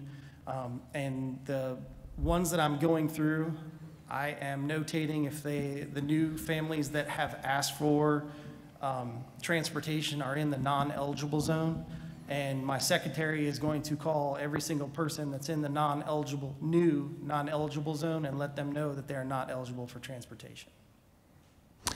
And to support that opt-in, which is new for our high school families going in the next year, just this week, we sent a reminder email as well as a mass phone call to all next year grade 9 through 12 students, so they were aware that the opt-in deadline's coming up soon. So that phone call went out the other day. And I appreciate that. I know that we've had many discussions on that. The problem is that sometimes when families hit June, they go on vacation and nobody's checking the email. So I appreciate the extra effort that everyone's putting forward to try and communicate to the larger group. So also with that, as soon as we are complete with our routing, we're going to send out, it should be the first week or second week of July, we're going to send out, here's your busing information, and we're going to follow it up with an email to the community that says, hey, you should have got an email about your busing. If you didn't, let us know, and then we can handle it from there. That way we're not waiting till the last minute. Mm-hmm. What happens to this plan if you lose 4 drivers? Well, I'm probably going to be busy driving every day like last year. We're going to have to get creative. If we lose 4 drivers, we're going to have to get creative. Thank you for your work, Mr. Amos and Mr. Walker. Appreciate it. A lot of behind-the-scenes data was presented to us to talk through your challenges. I really appreciate that. Where are we with staffing? You showed a lot of numbers. You talked to us in May. Are we neutral, meaning we didn't grow any of our staffing? Did we lose more? We didn't grow. We haven't lost a lot yet. Full disclosure, I had a driver that we just trained last year come to me and say, hey Todd, I'm sorry, I'm gonna have to look for a job because I can't afford to work and do the bus job. So we spent money training. He's gonna probably go on and do a full-time job somewhere else, so we'll be down a driver. With that, I went through today and went through everything that I have, everything that I need. I am down to 27 regular ed drivers, 7 special ed drivers right now. So that's down. Yeah, thank you. I don't like that we're in this situation. I don't think that any of us do, but I'm not going to speak for the other board members. I realize the challenges you're facing. I do think it's a compromise with eliminating busing for high school students completely. Because the number one thing you can do for students to get them to achieve is get them to school. Sure. And so this is a new challenge for us in terms of it increasing to 2 miles. The other thing that I wanted to highlight as a parent of a high schooler that participates in athletics, you had stated to us that this would drastically improve the transportation department's capability of getting the athletic teams to their events after school. It should allow me to get more buses to be able to be field trip buses. That appeals to me. I realize that, that doesn't help the morning aspect, but our kids participate in those things and want to be a part of them. We need to make sure we do our due diligence to get them there too. The other thing that I wanted to highlight, you had stated to us and to the communication to families, should transportation staffing improve, you would revisit the plan and think about ways that we could make this better. Do I think that that's going to happen? Probably not. But, if it would, that would be a great situation for our community and our kids. Yeah, if I win the driver lottery, we'll definitely do some reworking. Yeah. Mr. President. All right. Go ahead. First, I just want to, I'm going to say my question, if we can go back to the cluster stops map so we can have that image back up. But first, I do want to just say thank you. It sounds like students are able to opt into transportation in June, which is a huge improvement from last year where the registration of the opt-in process began on August 1st, and then we had an issue with that. And so thank you for making those improvements from the opt-in standpoint. I think that's good. We have a lot of time to work with to make sure our routes are properly planned. My first question is, why is it important for us to make this recommendation or to consider this recommendation now rather than let's let the system that we have in place run its course and use this as a backup plan to switch? Why is it important to make this decision now?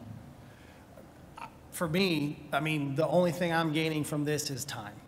I'm gaining time for buses to do the cluster stops, and then I will have more opportunity for more buses to get to Creekview and the elementaries, or Creekview and maybe I don't need a extra high school bus if I can save one. Right now I haven't saved any, but if I do have an opportunity to save a bus, I can push that onto Bunsold and get those riders to have a better experience. But right now, the only thing that this is getting me is time. Is it always, go ahead. Well, I just want to answer a piece of that too, because if this is where we're kind of going with it. There's a couple pieces to doing it now, and sorry, I'm not trying to speak for you, but the timing component of putting the stops together is obviously crucial. To wait until August, we would not be able to send the email out that he referenced earlier to say, here's your stop. That's a self-check for us, so that the, hey, I didn't get a ride stuff doesn't happen 2 days before school starts. So that's one part of it. The second part of it is, for better or worse, the state does not allow us to lower the bar once we've set it. So once we have set our transportation parameters, we are not allowed to reduce that service once we start the school year. So so there's not really an option to like, let's see how it goes and see how the school year gets started. Because after that, we have no flexibility to change the plan that we've done except to provide more service. So just to reiterate, because that's important for everyone to know, we have to make this decision now because we have to communicate what the plan is, and we also cannot, we can add to, but we cannot reduce. Correct. What is our liability if we are not able to meet our transportation plan? So there are varying levels of non-compliance that the state has. I can't remember them off the top of my head, but basically there's a set number of days that you can be non-compliant before there's a penalty, which is a reduction in funding. I guess that would probably be the best way for me to say it. So if we were to proceed with a plan that, let's just say we knew right from the batter's box it wasn't going to work and we had to reduce it, we would inevitably be facing a reduction in funding penalty at some point during the school year. In this proposal, while it does not guarantee, there's no guarantees in transportation right now, it doesn't guarantee that it would limit exposure, but it gives us the best shot. Is that correct? Yeah, so again, the state only really allows us to tinker with high school transportation. So as I think, Matt, you said, this was a compromise position that gives us, and he can speak to it better than I can, but gives us some time. It does reduce service, but not in, this is not as in a dramatic way as it could be, but it gives us a chance. And just to be clear, again, this is a high school. It's a high school reduction only, as we said a couple of times. But also, you know, the group stops also are high school stops, just high school stops. And those are the stops being presented to you now. The stops, the sort of normal, you know, the lower grades, which are essentially a repeat of what we've done, will be presented kind of at their normal time next month. So to your point, we wanted to get these in front of you now so that we could proceed, so that Todd and his team can proceed with routing these kids appropriately, but also gives us a chance, like I said, to get that information out, you know, 2 months earlier maybe or a month and a half earlier than what we had done maybe historically. So I appreciate that. Could you describe maybe the cluster stops? How many students, how many buses do we imagine arriving at these cluster stops, and the timing? So, I mean, it's all going to be based on the opt-in. But if you look at, like, Mill Valley, for instance, is the dark red, the number one stop. There's approximately 227 that are eligible. Down here in the bright red, there's 114 that are eligible in that area. 59 in the pink and 67 in the Scotts Farm. Those stops that are going to take more than one bus are going to be first picked up and first dropped off in the afternoon. And by first picked up, I have buses that will go in to the Marysville pool lot in Mill Valley. They will be there at, let's just say, 5:45, maybe 6 o'clock. And those buses will then go out to the Raymond areas, grab those kids, and come back to the high school. Now, you're going to ask me, why are they going there first? Why don't they go there last? Yes. Because I can't control trains. I can't control construction. I can't control accidents. But if their first stop is here, those kids will all get on the bus at the exact same time and then go on their route and they'll be first off when they get out of school. Okay. And that communication has been sent out or will be sent out to? Yeah. All right. Yeah, because they'll get, what a person will get when I send the email will get, here's your stop, here's your time, here's your bus. That's it. Well, thank you for your time and consideration. And again, I think we have met. We've looked through several different options, and I know the task force members have looked through several different options, is my understanding, Yep. as well. And so this is definitely a collaborative. we have to solve a problem. This is not something we want to do, something kind of we have to, what's our next solution to solve this problem? And if your office or your team needs to, you know, dedicate someone to try to recruit, and I know you guys are, but when you're driving a bus, it's harder to focus on that process. You know, I think we would support that if that's something we can do to try to make sure the next year is better.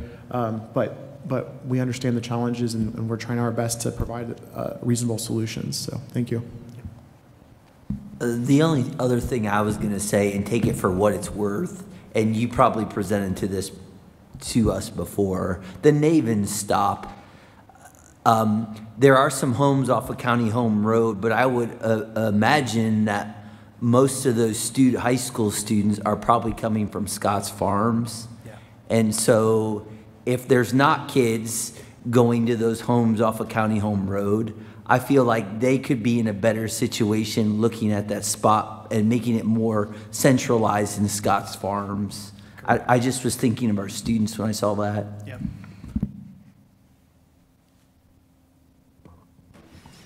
Okay. And again, I apologize, Mr. No, Katz. that's fine. And again, the resolution will be on the agenda later in the meeting, and then the group stops will be as a part of the superintendent items.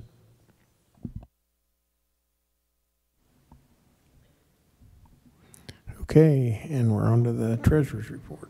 Okay. For my report, I'm going to be talking about the Senate version of the state budget. We'll get that up on the screen here.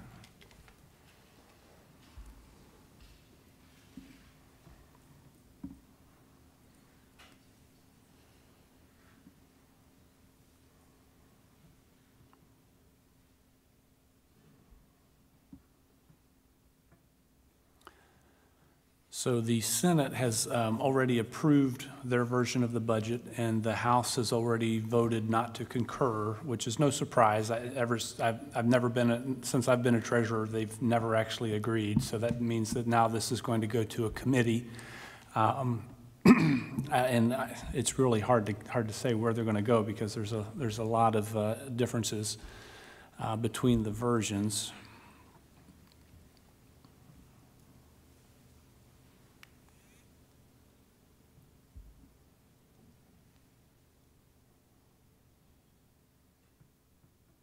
Oh, here we go. Okay.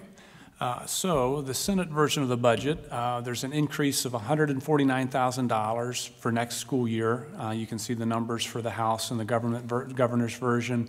But for fiscal 27, there's a reduction of $218,000. There's really not a lot of sense in looking at those numbers specifically, because we know they've all been approved, and then they said we're not going to agree to those. But what you can take from that is, considering all three of those numbers are in the same ballpark, we're not going to get a large increase next year or the year after, and there's a potential for a decrease. I think that's very clear. There's no silver bullet coming from the state. And then also I would note that those numbers, the simulations do not take into account enrollment growth. So if we do grow significantly, there's a good chance that the number would at least go up due to that enrollment growth. The Senate version, unlike the House version, does fully implement the fair school funding formula, but it does not update the cost inputs, which is why you're not seeing any increase in our annual amount. And also, I mean, really begs the question, what's the final version going to be? Because you've got one side that scrapped the whole funding formula, and then another side that kept it but didn't update it. So really, it's anyone's guess at this point.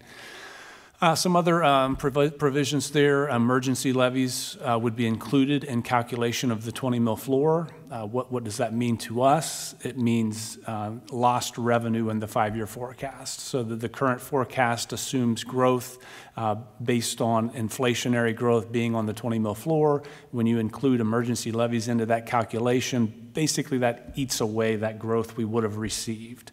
That could really, you don't know for sure what the number is going to be, because we don't know what the growth factor is going to be yet, but a pretty good chance that's going to be a low 7-figure number. That impact would probably reduce the forecast by around $3 to $4 million potentially. So it would be a significant impact. It also eliminates the option for school districts to do emergency levies after January 1st, 2026, along with multiple other property tax levies would be removed as well. We talked with the House version, that carryover balance provision, if it exceeded 30%, so that number was bumped up to 50%. So I think that was the one, only of the things I saw, that was the one good thing that I saw with the Senate version compared to the House, is that they bumped that up to 50%. We would be well below that 50% threshold, so that would be very good if that would stay. They would change the 5-year forecast to a 4-year forecast. There was some confusion with what the House was saying, and so I think what they're saying is, you're reporting on the year you're in plus 3 projected years. I don't know whether that's different than what the House was saying or not, but in essence, that really, to me, sounds like it's a 4-year forecast, because originally it kind of sounded like it was a 3-year forecast, but to me it sounds like it's 4. They would also change the dates that they would be presented. So right now it's November and May. Those dates would change to August and February. I'm not sure what that reason behind that. This isn't really an education component, but it's worth noting the Senate version had a flat income tax rate of 2.75% beginning in 2026. So that would be a significant change. Currently, we have a tiered income tax system based on your tax, on your income level. So in essence, that's Senate bill, but the even more concerning issue that they just was more recently released was House Bill 335. Not approved yet, but it was released. This would be more damaging than anything we've seen yet. It takes into account a lot of the components that have already been released, but then takes it a step further. The most significant impact there, it would eliminate inside millage. So as you may or may not be aware, every county in the state levies 10 inside mills. Those are unvoted mills. And schools typically get around half or close to half of those inside mills. So this would be a very significant impact on school districts. The reason I would assume that they would want to go after inside millage is House Bill 920 does not apply to inside mills, so homeowners are seeing an increase in their taxes because of the inside millage. When their home value goes up, the taxes on that inside millage goes up as well. As I mentioned, it would maintain some of those other tax provisions that we've already talked about, that 30% cash balance cap. So the Senate was 50, this would take it back down to the 30. It would add the emergency levies to the 20 mil floor, similar to the Senate version. It also would add school income tax to the 20 mil floor. I think a lot of districts felt like they were kind of, getting away with, or I guess avoiding some of the penalties of a lot of these property tax provisions, but this one actually converts the revenue from a school income tax into a millage and basically penalizes the school for that as well. So everybody gets hurt with this. Inside millage across the state is around $2 billion of school revenue, which equates to roughly 20,000 teachers. Locally here for Marysville, we have 4.7 inside mills. That equates to close to $6 million annually in revenue and typically increasing. That equates to roughly 9% of our operating revenue. And if you look at the dollar amount, that's close to what our most recent levy equates to. So it's almost like wiping out the levy that we just passed. Even, again, it keeps getting worse. So there's also the idea of a combining effect of these provisions. So what could happen is, first, the district would lose revenue because of that 30% cash balance cap. So you lose, potentially several $1 million for that, and then you go to the next step with the inside millage and lose several $1 million more. So there's a potential there of $7 to $10 million cut, which would put us in a deficit in a couple years, put us on the ballot sooner, and then put us on the ballot more frequently because our revenue wouldn't be growing as fast as what's in the current forecast. There's a lot of concerns over whether this bill is constitutional. One of the main ones that I see is the voter intent interference. So what you're basically saying there is a community passes a levy and says, we want you to spend this on our schools so that we have a certain level of service. And this would come in and say, well, yeah, you passed that levy, but, doesn't matter. We're going to take this money away. The no voters would probably be happy with that, but the yes voters would not. And to me, the inverse of that is you could pass a similar bill that would say, well, if a levy fails, the county budget commission could just come in and say, well, yeah, you voted no on this levy, but we're going to go ahead and increase your revenue, increase your taxes because the school needs money. It's the same thing, just in reverse. And either one of them, to me, seems unconstitutional when, we have voters, levies that are voted on for a reason. As I mentioned, this would force most districts on the ballot to be on the ballot more frequently. What can you do? I would recommend everyone to contact our legislators, our local legislator. Their information is on there. Again, this one is very detrimental and would have a serious impact on our financial stability. Any questions? Sorry for the bad news. Not a lot of good news to sprinkle in there. The question is, thank you for the presentation, but is there like a letter that we can send out to the district that kind of gives like some model messaging about how this bill will impact our districts? Some things you've already shared that could be easily, that our supporters can easily send to our I can create that, yeah. And just on the House Bill 335, their OSBA does have a webinar on June 16th. They just sent us an email this afternoon. And they believe that this bill is set to be included in the final version of the budget. So our state legislator needs to hear from us sooner than later.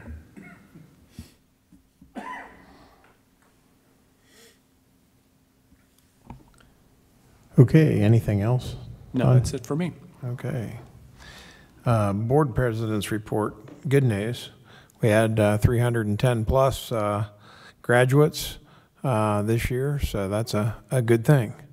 And we had one person at the board coffee and no complaints. So that's another good thing. And that's it for my... I'm next, student achievement report. Mr. Keck. I'm next, the student achievement report, sorry. OSBA did not have a June success newsletter on student achievement, so nothing to share there. Lots of, like Bill just mentioned, celebrations for our kids in our principal reports. Probably too many to mention as far as honor roll, the numbers, even some special recognitions for our kids, but outstanding job to end the year. Okay, and Jermaine, do you have an abbreviated report? Yes, thankfully, Treasurer Todd helped me a little bit there with highlighting the two bills. It is important to know that your county, Union County, will see a reduction of about $10 million. City of Marysville will see a reduction of about $1 million of House Bill. The last one, 335. Becomes law. Townships are exempted, so and there is no funding replacement mechanism. Like we've seen with TPP in the past, there is no funding replacement mechanism. So this will not only negatively impact schools, but all other local governments as well. The House has been pretty active. They've been beginning to pass some legislation. House Bill 3 is the School Bus Safety Act. It was passed by the House. This bill will increase penalties for illegally passing a stopped school bus. It will authorize the installation of school bus cameras to record those violations, and it will develop a school bus safety and grant fund program to assist in improving safety features, and it will create a public awareness initiative on school bus safety, and it will designate August as School Bus Safety Month. The House also passed House Bill 127. This will permit schools to withhold directory information to exclude it from the public record definition. This is really your student directory, not your staff, from my understanding. That's the bill. It's now in the Senate. There's also House Bill 98, which was passed, that will establish the Community Connectors Workforce Program to support connecting students to jobs and internships and provide $8 million appropriation to the program that's working through the House. It's now in the House Finance Committee. The cell phone bill that was in the Senate, the cell phone ban bill was passed. I believe there's a provision included in the budget as well. So we might see some action regarding cell phone ban coming down the pipeline soon. And that concludes my report. Thank you. Okay. And we need a motion at this point in time to approve the draft minutes from the prior meeting. So moved. Is there a second? I'll second. Been properly moved and seconded. Any discussion? Seeing none, we'll proceed to a vote. Ms. Savage? Yes. Mr. Keller? Yes. Mr. Ferguson? Yes. Mr. Smith? Yes. Mr. Keck? Yes. And now we're on to Board of Education items. Approval of fiscal year 26 permanent appropriations. So I need a motion to do that before we discuss it. So moved. And is there a second? No second? I'll second. Okay. Been probably moved and second that we approve the fiscal year permanent improvement appropriations. You spent a lot of time explaining it to me today. I don't know how much time you want to spend. Well, I won't spend that much unless people want to ask questions, but I'll just give some high points. Obviously, the big one is always the general fund. That matches the five-year forecast exactly. If you compare this to last year, there's a large increase, biggest reason due to adding preschool. So that Harold Lewis preschool addition of about $3.5 million, as well as bringing SROs back into the fold. Permanent Improvement Fund, $8 million. I would really call that a placeholder because we were going to be updating our permanent improvement forecast. If we go off of the presentation we just saw, as you saw, that number would potentially go up. What's in there right now is really in line with what's in the existing permanent improvement forecast. So we'll have some discussions. That number could change. You know, this is called the permanent appropriations, but we can make adjustments to that. So that number could go up, it could go down. You know, we'll have discussions on what to do there. Other numbers really are pretty similar to what they've been, so I won't go into them unless you have some specific questions. Any questions? None? We'll take a vote. Ms. Savage? Yes. Mr. Keller? Yes. Mr. Ferguson? Yes. Mr. Smith? Yes. Mr. Keck? Yes. Okay. Let me see here. Okay, online learning days. I need a motion to approve that resolution, and then I will read that. So moved. Is there a second? Second. Been properly moved and seconded by Mr. Smith to introduce the following resolution and move to its adoption. Whereas the Marysville Exempted Village School District Board of Education desires that the students have learning opportunities even when schools are closed for any of the reasons specified within the Ohio Revised Code. And whereas the Ohio Revised Code authorizes the Board of Education to approve such plan by August 1st of each year to provide online learning opportunities for students in lieu of attendance on such days of closure. Now therefore be it as it is hereby resolved that the Marysville Exempted Village School District Board of Education hereby approves the following plan and authorizes its appropriate use. The Board of Education of Marysville Exempted Village School District may hereby authorize the following plan to allow students the district to access and complete classroom lessons in order to fulfill the equivalent of 3 school days during or days because of closure of school for any of the reasons specified within the Ohio Revised Code.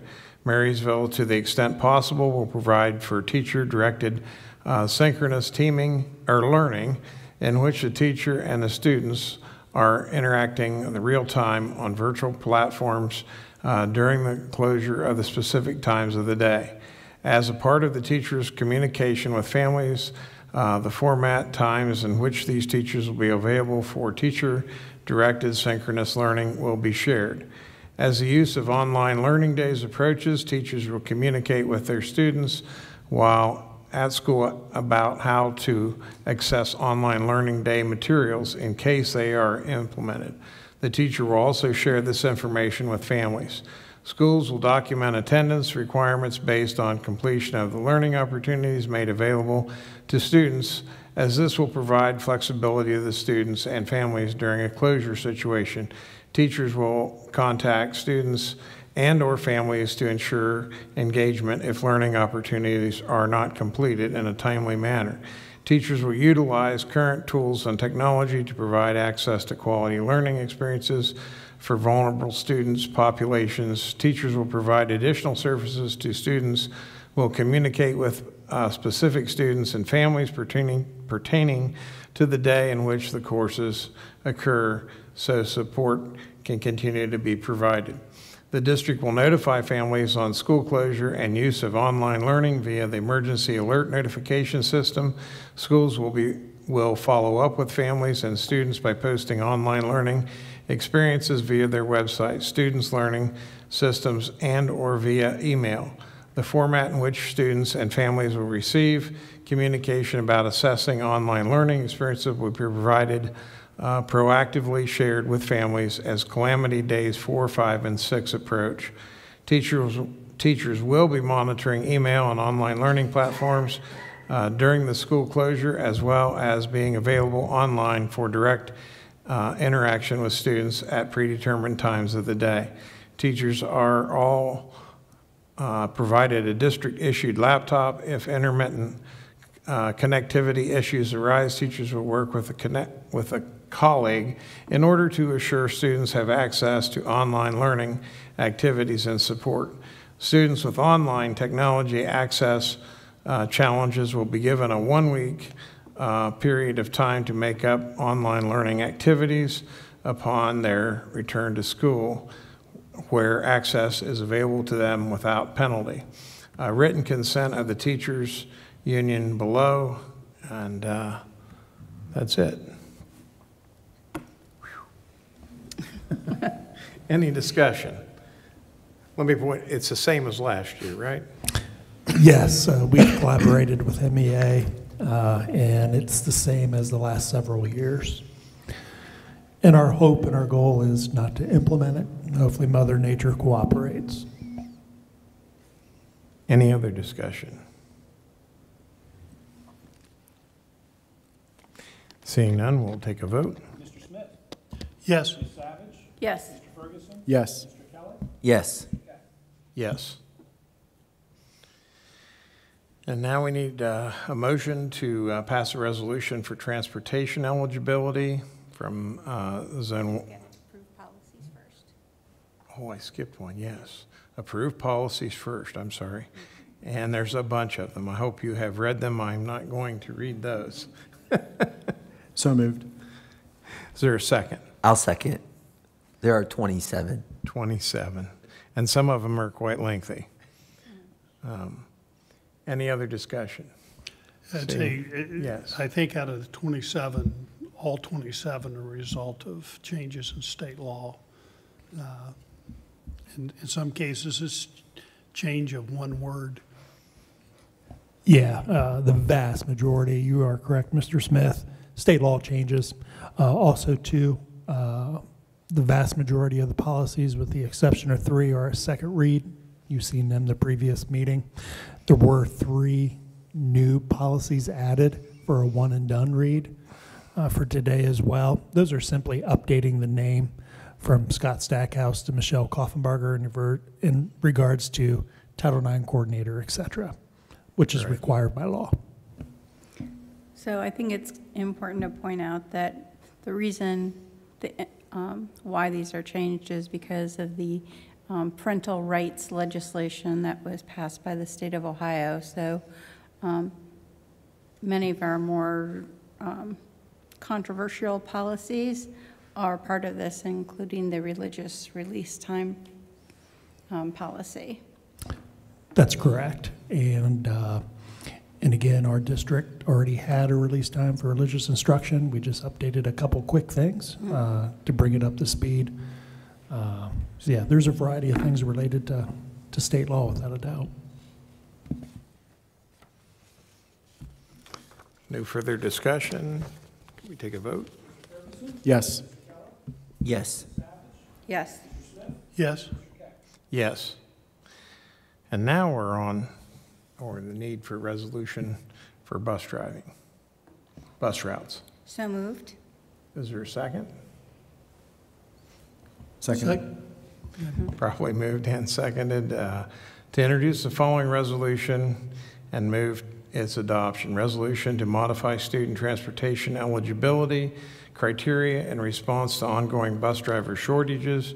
Whereas the Board of Education recognizes that providing safe and reliable transportation for students is a critical component of ensuring equitable access to education. And whereas the district has been experiencing a prolonged and serious shortage of school bus drivers, which has significantly impacted the district's ability to meet current transportation demands.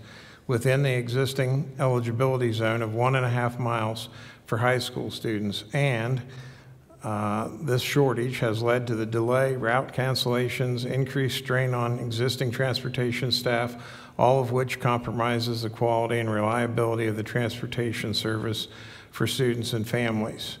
Whereas the state of Ohio does not require high school students, districts to provide transportation for high school students, and whereas increase the minimum eligibility distance for students transportation from 1.5 miles to 2 miles from a student's home to their assigned school is expected to reduce the number of eligible riders to a level that aligns more closely with the district's current transportation capacity.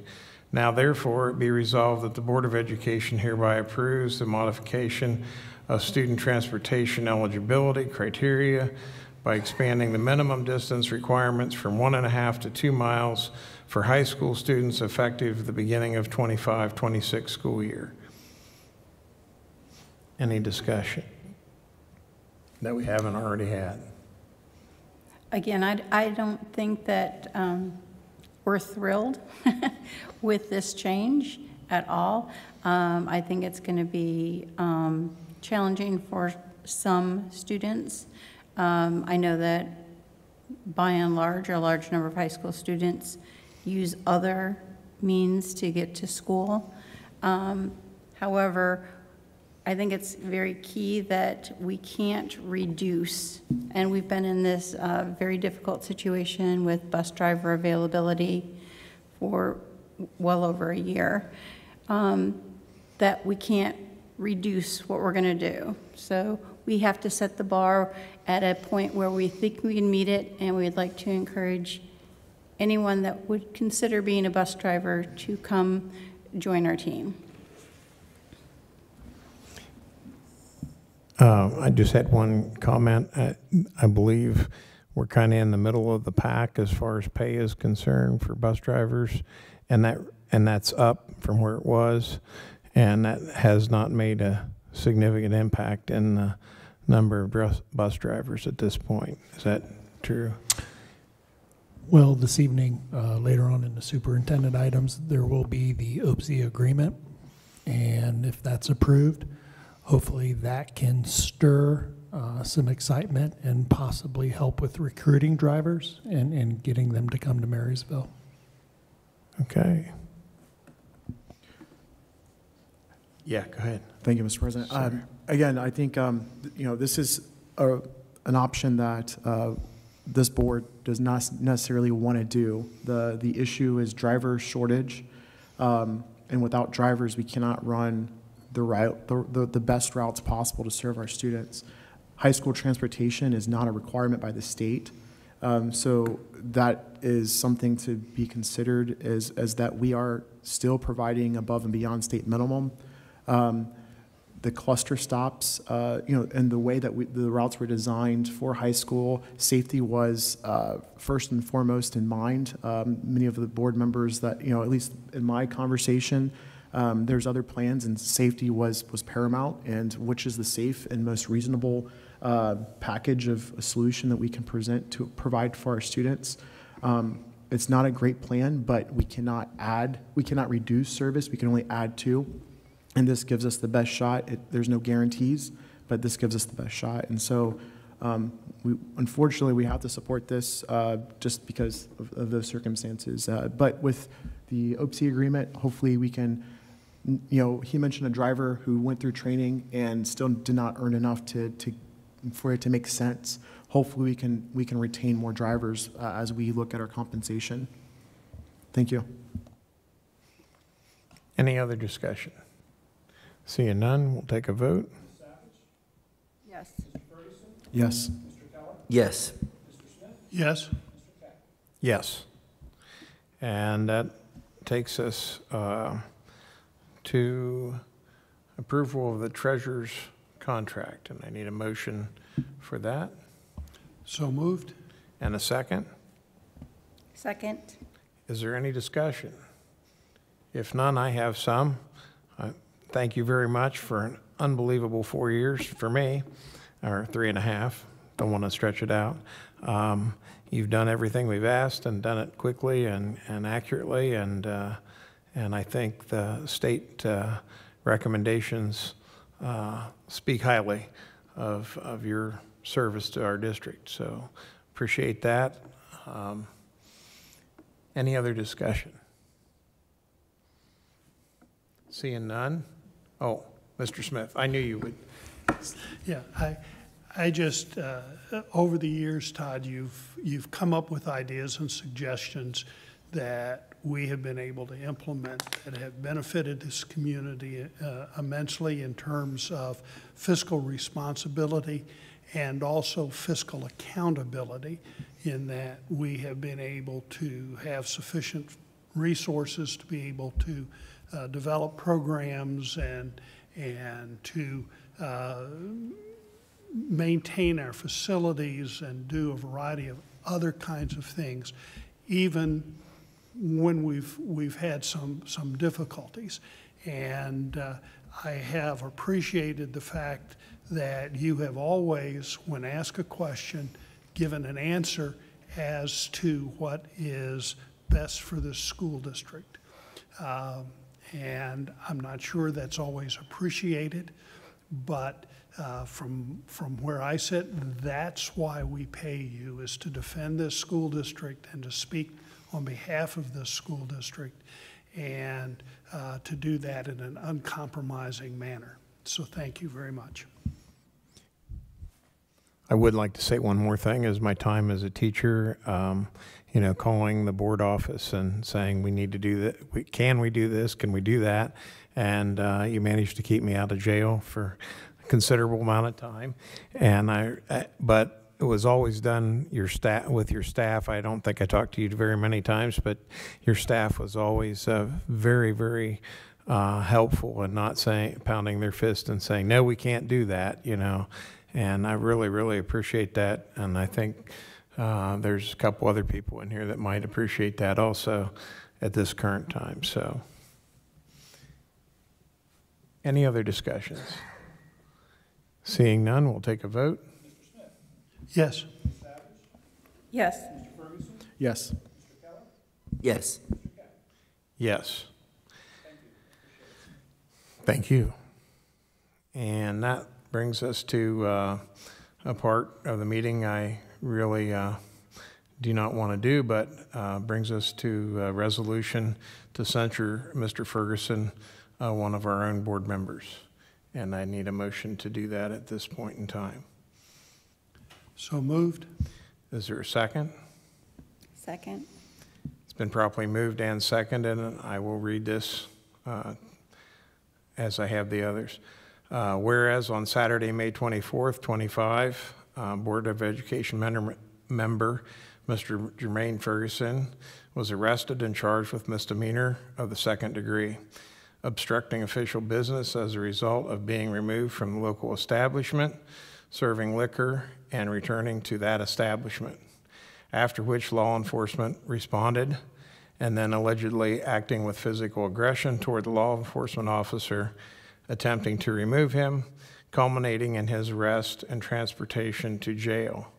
And whereas the Board of Education wishes to formally acknowledge that it does not condone the aforementioned actions of Mr. Jermaine Ferguson, calling upon him to uphold his responsibilities as a public official serving on the Marysville Exempted Village School Board of Education, including the responsibility to obey the law, as well as responsibility to providing a model of behavior that supports the values of good citizenship that reflects well upon him as a representative of the Board of Education and the school district in its mission to educate our students and the future citizens of this community. And whereas the board member code of ethics adopted by this board at policy states that the board of members will obey the laws of the state of Ohio and the United States, and that the alleged conduct, if true, would violate the adopted policies of the Board of Education and would be a breach of its adopted standards of responsible ethics and moral conduct. And now therefore be resolved by the Marysville Exempted Village School District Board of Education as follows. The Board of Education hereby censures Mr. Jermaine Ferguson for the aforementioned alleged conduct and calls upon him to consistently provide a positive model of behavior for our students and support by his example the district's ongoing efforts to promote future ready students who will be ready or will be good citizens in their communities. The board further removes Mr. Ferguson from the Policy Development Committee and as a legislative liaison of the board. The board will appoint a new legislative liaison in a separate action. Section 3, it is found and determined that all formal actions of this Board of Education concerning or related to the adoption of this resolution was adopted in an open meeting of this board, and all deliberations of this board that resulted in such a formal action were adopted in meetings open to the public in compliance with all applicable requirements of the Ohio Revised Code. Is there any discussion?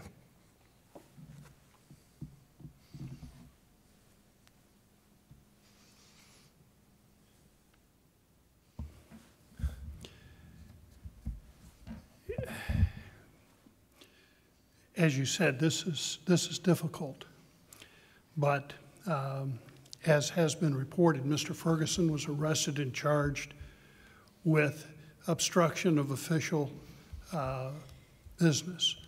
And let me find my place.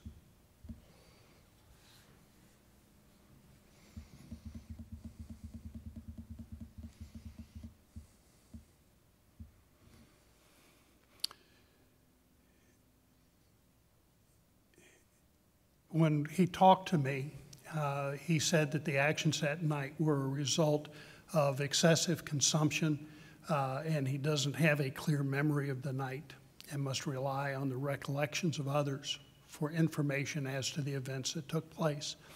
It was reported that the responding officer tried to intervene. Mr. Ferguson pulled away from the officer multiple times, wrestled with the officer, and was eventually arrested. With his actions on that night,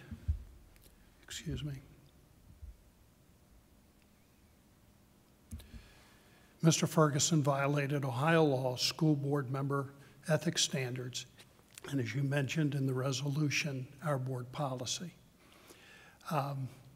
When he and I first talked about this situation, I told him at that time that I believed he should resign from the school board, and I still hold that position tonight. Instead, he took to social media and posted an earnest and heartfelt apology. And again, I apologize. IT gave me a new computer, and I'm not as familiar with it as I need to be. The post has resulted in numerous comments of support and well wishes for his future success. A few suggested he resign. I join those that appreciate his statement of regret, and I recognize the difficult and painful decision it was to post this statement so publicly. However, as Mr. Ferguson states, his apology may, and I believe does, fall short of what needs to happen. The statement does not address the harm that he has done to the school board's need to be seen as a legitimate, trustworthy, credible, stable, and stalwart of moral and ethical principles and societal expectations.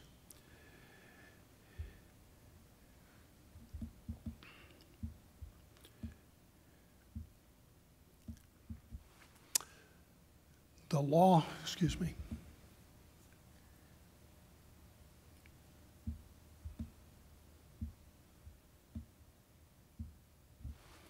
While an important first step, an apology does not absolve someone from responsibility. It does not erase the consequences of the action or the obligation to make things right. These are the things that bring us to this point tonight. Because he has not resigned, Mr. Ferguson forces the board to take action to make clear that his behavior is not acceptable for those that work for or guide this district. Anyone associated with this school district has an obligation to be of good moral and ethical character and to always be an example of positive behavior. We state in our employment information that the board expects staff members to conduct themselves in a manner which not only reflects credit to the district, but also presents a model worthy of emulation by students. Mr. Ferguson on that night did not meet this expectation. All teachers and administrators are subject to the Ohio Licensure Code of Ethics. In part, the code requires educators to recognize that their actions reflect on the status and the substance of their profession. Educators must also adhere to all state and federal laws. Conduct unbecoming an educator, which can result in loss of educator license, includes committing any violation of law, even if the conduct does not result in criminal charge, indictment, prosecution, or being found guilty.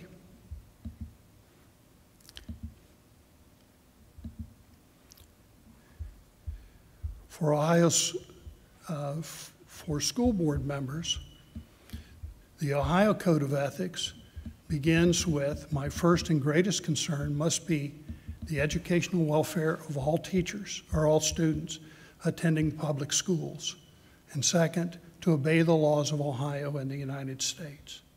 Uniquely, Mr. Ferguson has created his own code of ethics. He wrote the Ferguson Pledge, which states, I pledge to represent your voice and values on the Marysville School Board. His conduct on the night of his arrest does not represent the values of our community. When anyone associated with the district through their actions fails to demonstrate high moral character, commits a violation of law, exhibits actions inconsistent with community values, or acts in an unethical manner, there are consequences. It is the role of this board to impose those consequences, to maintain the appropriate standards and protect the integrity of the school district. In years past, when the board has acted to address misconduct, apologies again.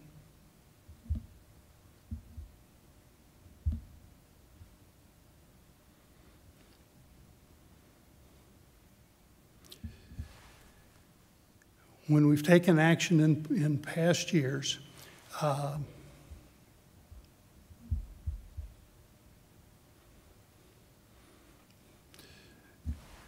we've held teachers, staff, coaches, and others to some level of accountability. Some have made apologies and expressed regret. However, as employees are hired under contracts, violations of conduct or performance result in the appropriate disciplinary process being followed.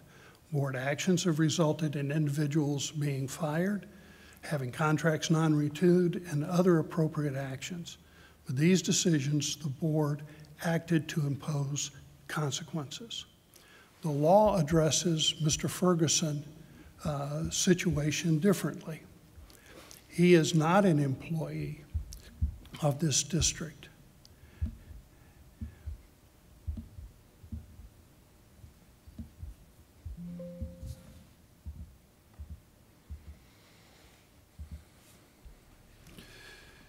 Short of a trial in common pleas court, he alone can remove himself from this board. He alone can demonstrate by his actions that the privilege of serving on the school board requires adherence to a high standard of moral and ethical conduct. He alone can impose what I believe is an appropriate consequence, separation from the board. To do so would help to maintain the board's legitimacy and reinforce the board's mission of maintaining high moral and ethical principles and meeting community expectations. If this board takes no action, the public would have the right to assume that the board believes that Mr. Ferguson's action and behavior was acceptable. If the board takes no action, the public would have the right to assume that an apology absolves one of responsibility. If the board takes no action, the public would have the right to assume the board has two standards of appropriate behavior, one for employees and a separate one for members of the board. Under current law, the only reasonable options available to this board is to express its condemnation of Mr. Ferguson's behavior and to adopt a resolution of censure and to remove Mr. Ferguson from various board responsibilities.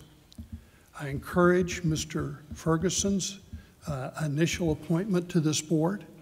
I appreciate his efforts and advocacy for this district. I applaud the work with the legislature and levy issues. I believe he faces personal challenges, and I wish him well in addressing them.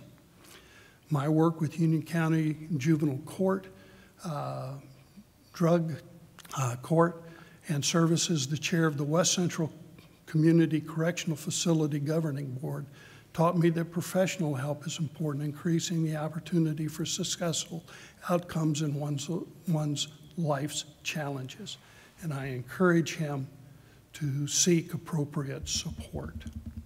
It is in the best interest of the board that Mr. Ferguson set aside his personal agenda and personal interests and resign. By law, that decision to resign is his. My decision is how I'm going to vote on this resolution before us, and I will vote yes. Any other would be hard to add to that other than to say, you know, in simple words, I don't know how you can sit up here and expect to tell kids, teachers, and administrators that that behavior is not appropriate and expect them to listen to you or to us at this point. Any other?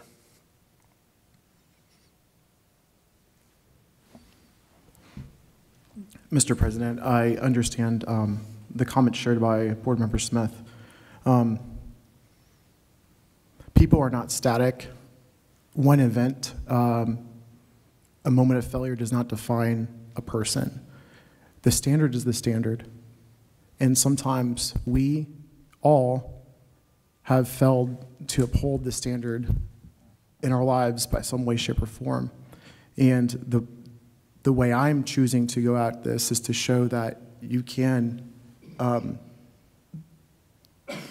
apologize and correct yourself and prevent these actions from going from being ever from any further incident. I don't necessarily believe that a person not resigning does not eludes that there is no accountability. I am accountable to the voters.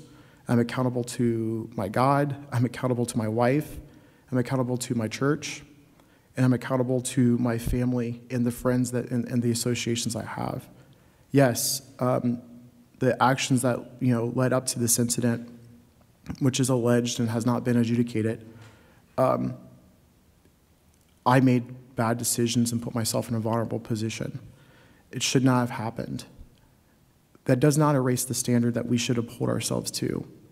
That does not say to others that this behavior was acceptable, because I'm not saying it was acceptable. I am not defensive in saying, I'm a victim in this situation. I took ownership, and I want to show through my actions that, yes, I fell short. I have a character, a metaphoric, bloody eye. The news stories will never go away. What the event happened is not going to disappear, whether I'm on the board or off the board. I was still a Board of Education member when that occurred. And I have to show how I live out my remorse, how I live out my apology, and how I can restore public trust. I understand that many of you do not want me on this board or on this team, and I have wrestled with this decision, and my decision can change as well. However, at this time, I believe in the power of redemption. I believe that I can live a restorative life, and just like our students, the standards of education, the standards of character do not change. But when we fail, when we do not meet those standards, there's interventions. There are supports. And I believe that I can pursue those interventions and those supports and meet that standard once more. It's a different way of looking at this situation. This is the harder path. This is the more uncomfortable path, because I understand the feelings of my colleagues on the board. I understand the opinions of people in the community. And I know that many just rather see me walk off the stage and kind of disappear. But I don't have a personal agenda. I take qualms with that. I don't have a personal agenda. My agenda is to be a champion for our students. My agenda is to serve this community for a stronger tomorrow. Those are not political slogans. This is my mission in life, is to live to be a good example, someone who can overcome and be resilient, someone who can fail but rise again, and someone who can make this community a better place. I'm committed to that mission. They're not personal. It's not a personal agenda for my own good. That's the mission I'm here to live out, and I hope with the community support that I can continue this mission in some way, shape, or form. And if I decide to run again, and the voters will be able to hold me accountable if they believe I'm not the right person or I've not kept my word. Matt. I was just going to say, Jermaine, you know where I stand. I'll be voting yes for this censorship, but that does not mean that I'm asking you to step away. I don't believe that's my role. It is my role and my duty that the 5 that are up here, along with the district folks that we work with, we will be a team. And as long as you are here and with us, I will work with you. Any other comments? Okay, we'll take a vote. Yes. Yes. Yes. Yes. Yes. All right.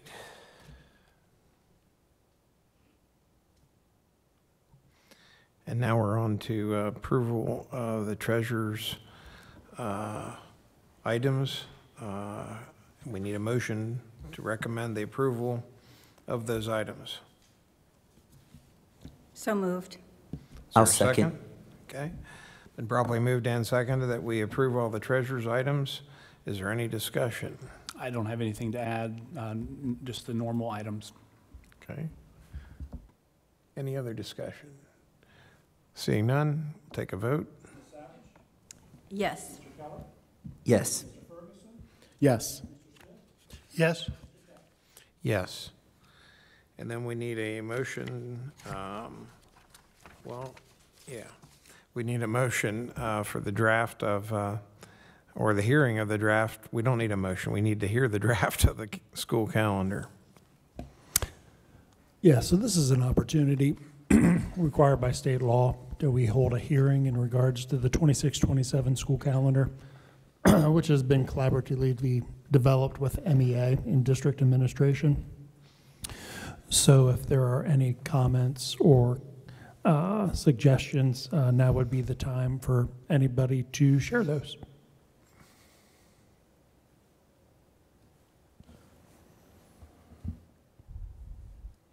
I just had a question about the instructional hours. Yes. I know in recent years we've seen a reduction. Is there any need to add to, or does this calendar, I know it keeps the same instructional hours as last year. Is there any need to look at adding more hours or less hours? At this time, we're going to maintain the instructional hours with next school year. Some of those previous changes were in regards to providing more time for our educators due to different mandates and requirements from the state of Ohio. So they have time to receive that appropriate training and supports. We don't see less requirements coming our way. So maintaining that for the 26-27 school year will be important. If we support our educators are going to be better equipped to support our kids, which will provide better outcomes for our students. So we need to maintain that course. We'll see what 27-28 brings us. There may be an opportunity to look at it differently at that point. Jonathan, could you just do a super quick overview of the calendar process? Who's involved in the calendar committee? When do they start looking at it? How does feedback get directed? Well, it's really a kind of a, I see a couple members in the crowd, but it's always like a multi-year process that we do. Looking at a specific calendar, though, is a couple months, sometimes several weeks. But we look at information and data that we've collected over the years. So previously, we've done parent surveys. We get feedback from administrators in our district. Our MEA team members that are in the calendar committee work with their colleagues in the different buildings and areas to get feedback. We come together, we collaborate on a draft. Some years we take one draft, we come up with 5 or 6 different options, vet through the pros and cons. And then some years we come up with 2 options, because a lot of it depends on when certain days fall. So there's so many different aspects, so many different requirements and restrictions due to state law to where the number of options are limited, but we try to make the best recommendation that we can. So 1 year collaboration just moves right into the next year collaboration, and we pick up where we left off. Hopefully that answers the question. Sure, I just wanted to confirm that it's a collaborative process with teachers, admin, district office personnel, all involved in the process. Absolutely. One aspect of the calendar that changed was that when I was teaching long years ago, the first semester would end early in January. And it always, for the teachers, I think, particularly at the high school with examinations and so forth that we were expected to do, we would have a 2-week break, and then we'd come back and have 3 days of instruction, and then we would have examinations, and you were supposed to get, some review, and it just seemed like we lost a lot of instructional time, because when the kids came back, they were still celebrating Christmas and thinking about the gifts and so forth, trips that they may have been on. And it just was very difficult to get back into the academic routine. And I advocated for, and the district was responsive to the advocacy. I wasn't the only one, but we were able to get the first semester to end before the break, and that kind of left everybody with a clean slate to come back and dive into the second semester. So I know that historically things have changed from time to time, and I think the changes have all been for the better. Thank you. And even last year with 25-26, it was based off of some feedback provided at last year's hearing, and that we made changes going in the next school year's calendar. So we're definitely open to ideas and suggestions. And it's a good process. And I know one thing's for sure, it's very clear from our families and community based on previous survey data and feedback that we've received, is having that semester break that you talked about, Dick, is important so they can start second semester, as well as a spring break is very important for families, as well as school ending for our kids before the Memorial Day weekend. We've received that quite often. So that calendar meets, those aspects for sure, and sets up our kids for success for high-stakes assessments. For instance, the third grade reading guarantee as well as graduation assessments, getting as much instruction in as we can before those assessments take place in April. Okay, no action on that, correct? Okay. And so now we need to approve the superintendent's action items, and there are many. Yes, there are quite a few. I'm just going to point So out. moved. Oh, I'm sorry. So moved. Second. Now, is there any discussion? Just to point out, there are quite a few items. Our administrative team has been really busy interviewing and hiring high-quality individuals to join our school district, as we had quite a few resignations and/or retirements due to change in STRS, due to the uncertainties of the May levy. So our team is moving quickly, strategically, and with a close eye, because ultimately, next to student and staff safety, the most important thing we do is hire the right people. So that's moving right along. The high school group stops that was referred to earlier are on there as well. Also like to point out Mrs. Sipik. She is resigning her position as the Raymond Elementary principal. She'll be working in another district. We're thankful for her efforts over the last 2 years and how she served the staff and the students and community of Raymond Elementary, and we wish her well. Lauren Devine, one of our district instructional coaches, will be moving to another district as well, which created an opportunity to take Chris Campbell, who is the current Edgewood principal and curriculum director. Ultimately, he's been doing 2 jobs for 4 years, created an opportunity for him to become full-time teaching and learning director. We're able to maintain FTEs because we'll dissolve the Dean of Students position that was needed to support Mr. Campbell doing 2 jobs. And then our search for the next leader of Edgewood and Raymond has already begun. It was posted today, and we have a timeline to meet with that moving forward. Also, Mr. Eric Music is here in the crowd this evening. Eric Music, pending board approval, will be our next high school athletic director. He's coming from Buckeye Valley and other districts with a wealth of experience and knowledge. So again, he's on the agenda for tonight. Thanks for being here. Also on the agenda, OPSI, our transportation union, and the MEA agreement are on there for you this evening. Again, just a great collaborative effort with the board, district administration, and the unions. Just shows how united we are in a common goal to serve our students and community and families. And we appreciate their partnership. Special thank you to William Romine, Bill Romine. He's on here for retirement. He was an intervention specialist recently here at Northwood Elementary. We just want to say thank you for all your years of service, Bill, and we wish you well in retirement. And if you'd like to substitute, we're always happy to have you back. Also, too, there's several overnight trips, our classified handbook being updated, transportation handbook, as well as a long list of amazing volunteers. Any other comments? All in favor? Oh, I'm sorry.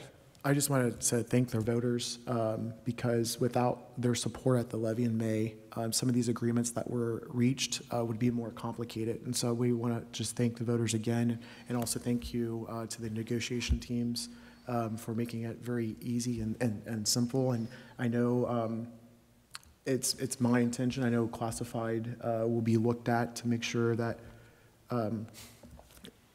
that's at least the intention that I believe we're on, is to kind of do a deep dive on the classified salary schedule to see how we can improve to serve to show that respect to our staff there. So thank you. Yeah, I would also like to say thank you to everyone involved, particularly our new HR director, because he has been clearly working very hard. There has to be 40 new people on this agenda, interviewing and bringing those people in to fill the positions. But we are moving forward after the levy fight that took 3 times to pass, but was passed, and we are restoring our district. We have locked in our superintendent. You're here to stay. We've locked in our treasurer. He's here to stay. We've got new HR directors, new athletic directors.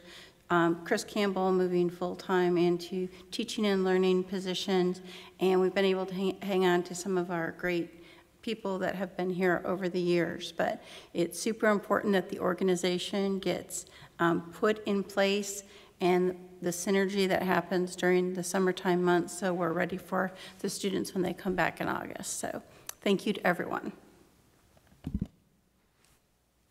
Okay, ready for a vote? Yes. Yes. Yes. Yes. Yes. And now we're up to board comments, correct? Or did I skip something else? I don't know. Would our new athletic director like to speak? You do not have to, but you're welcome to. Yeah. You have to push that little button there, though. Yep. Yeah, I'd just like to say thank you. Appreciate everyone. Everyone through the process was amazing. I got to meet a lot of community members, a lot of volunteer coaches, all the satellite group from booster members. So really, you know, I was kind of interviewing them at the same time they were interviewing me. So I just want to say thanks, because I didn't know if you know, hey, is this going to be a comfortable situation to come into? But they all made me feel at home. I want to say that their enthusiasm for what Marysville stands for was the big attractor.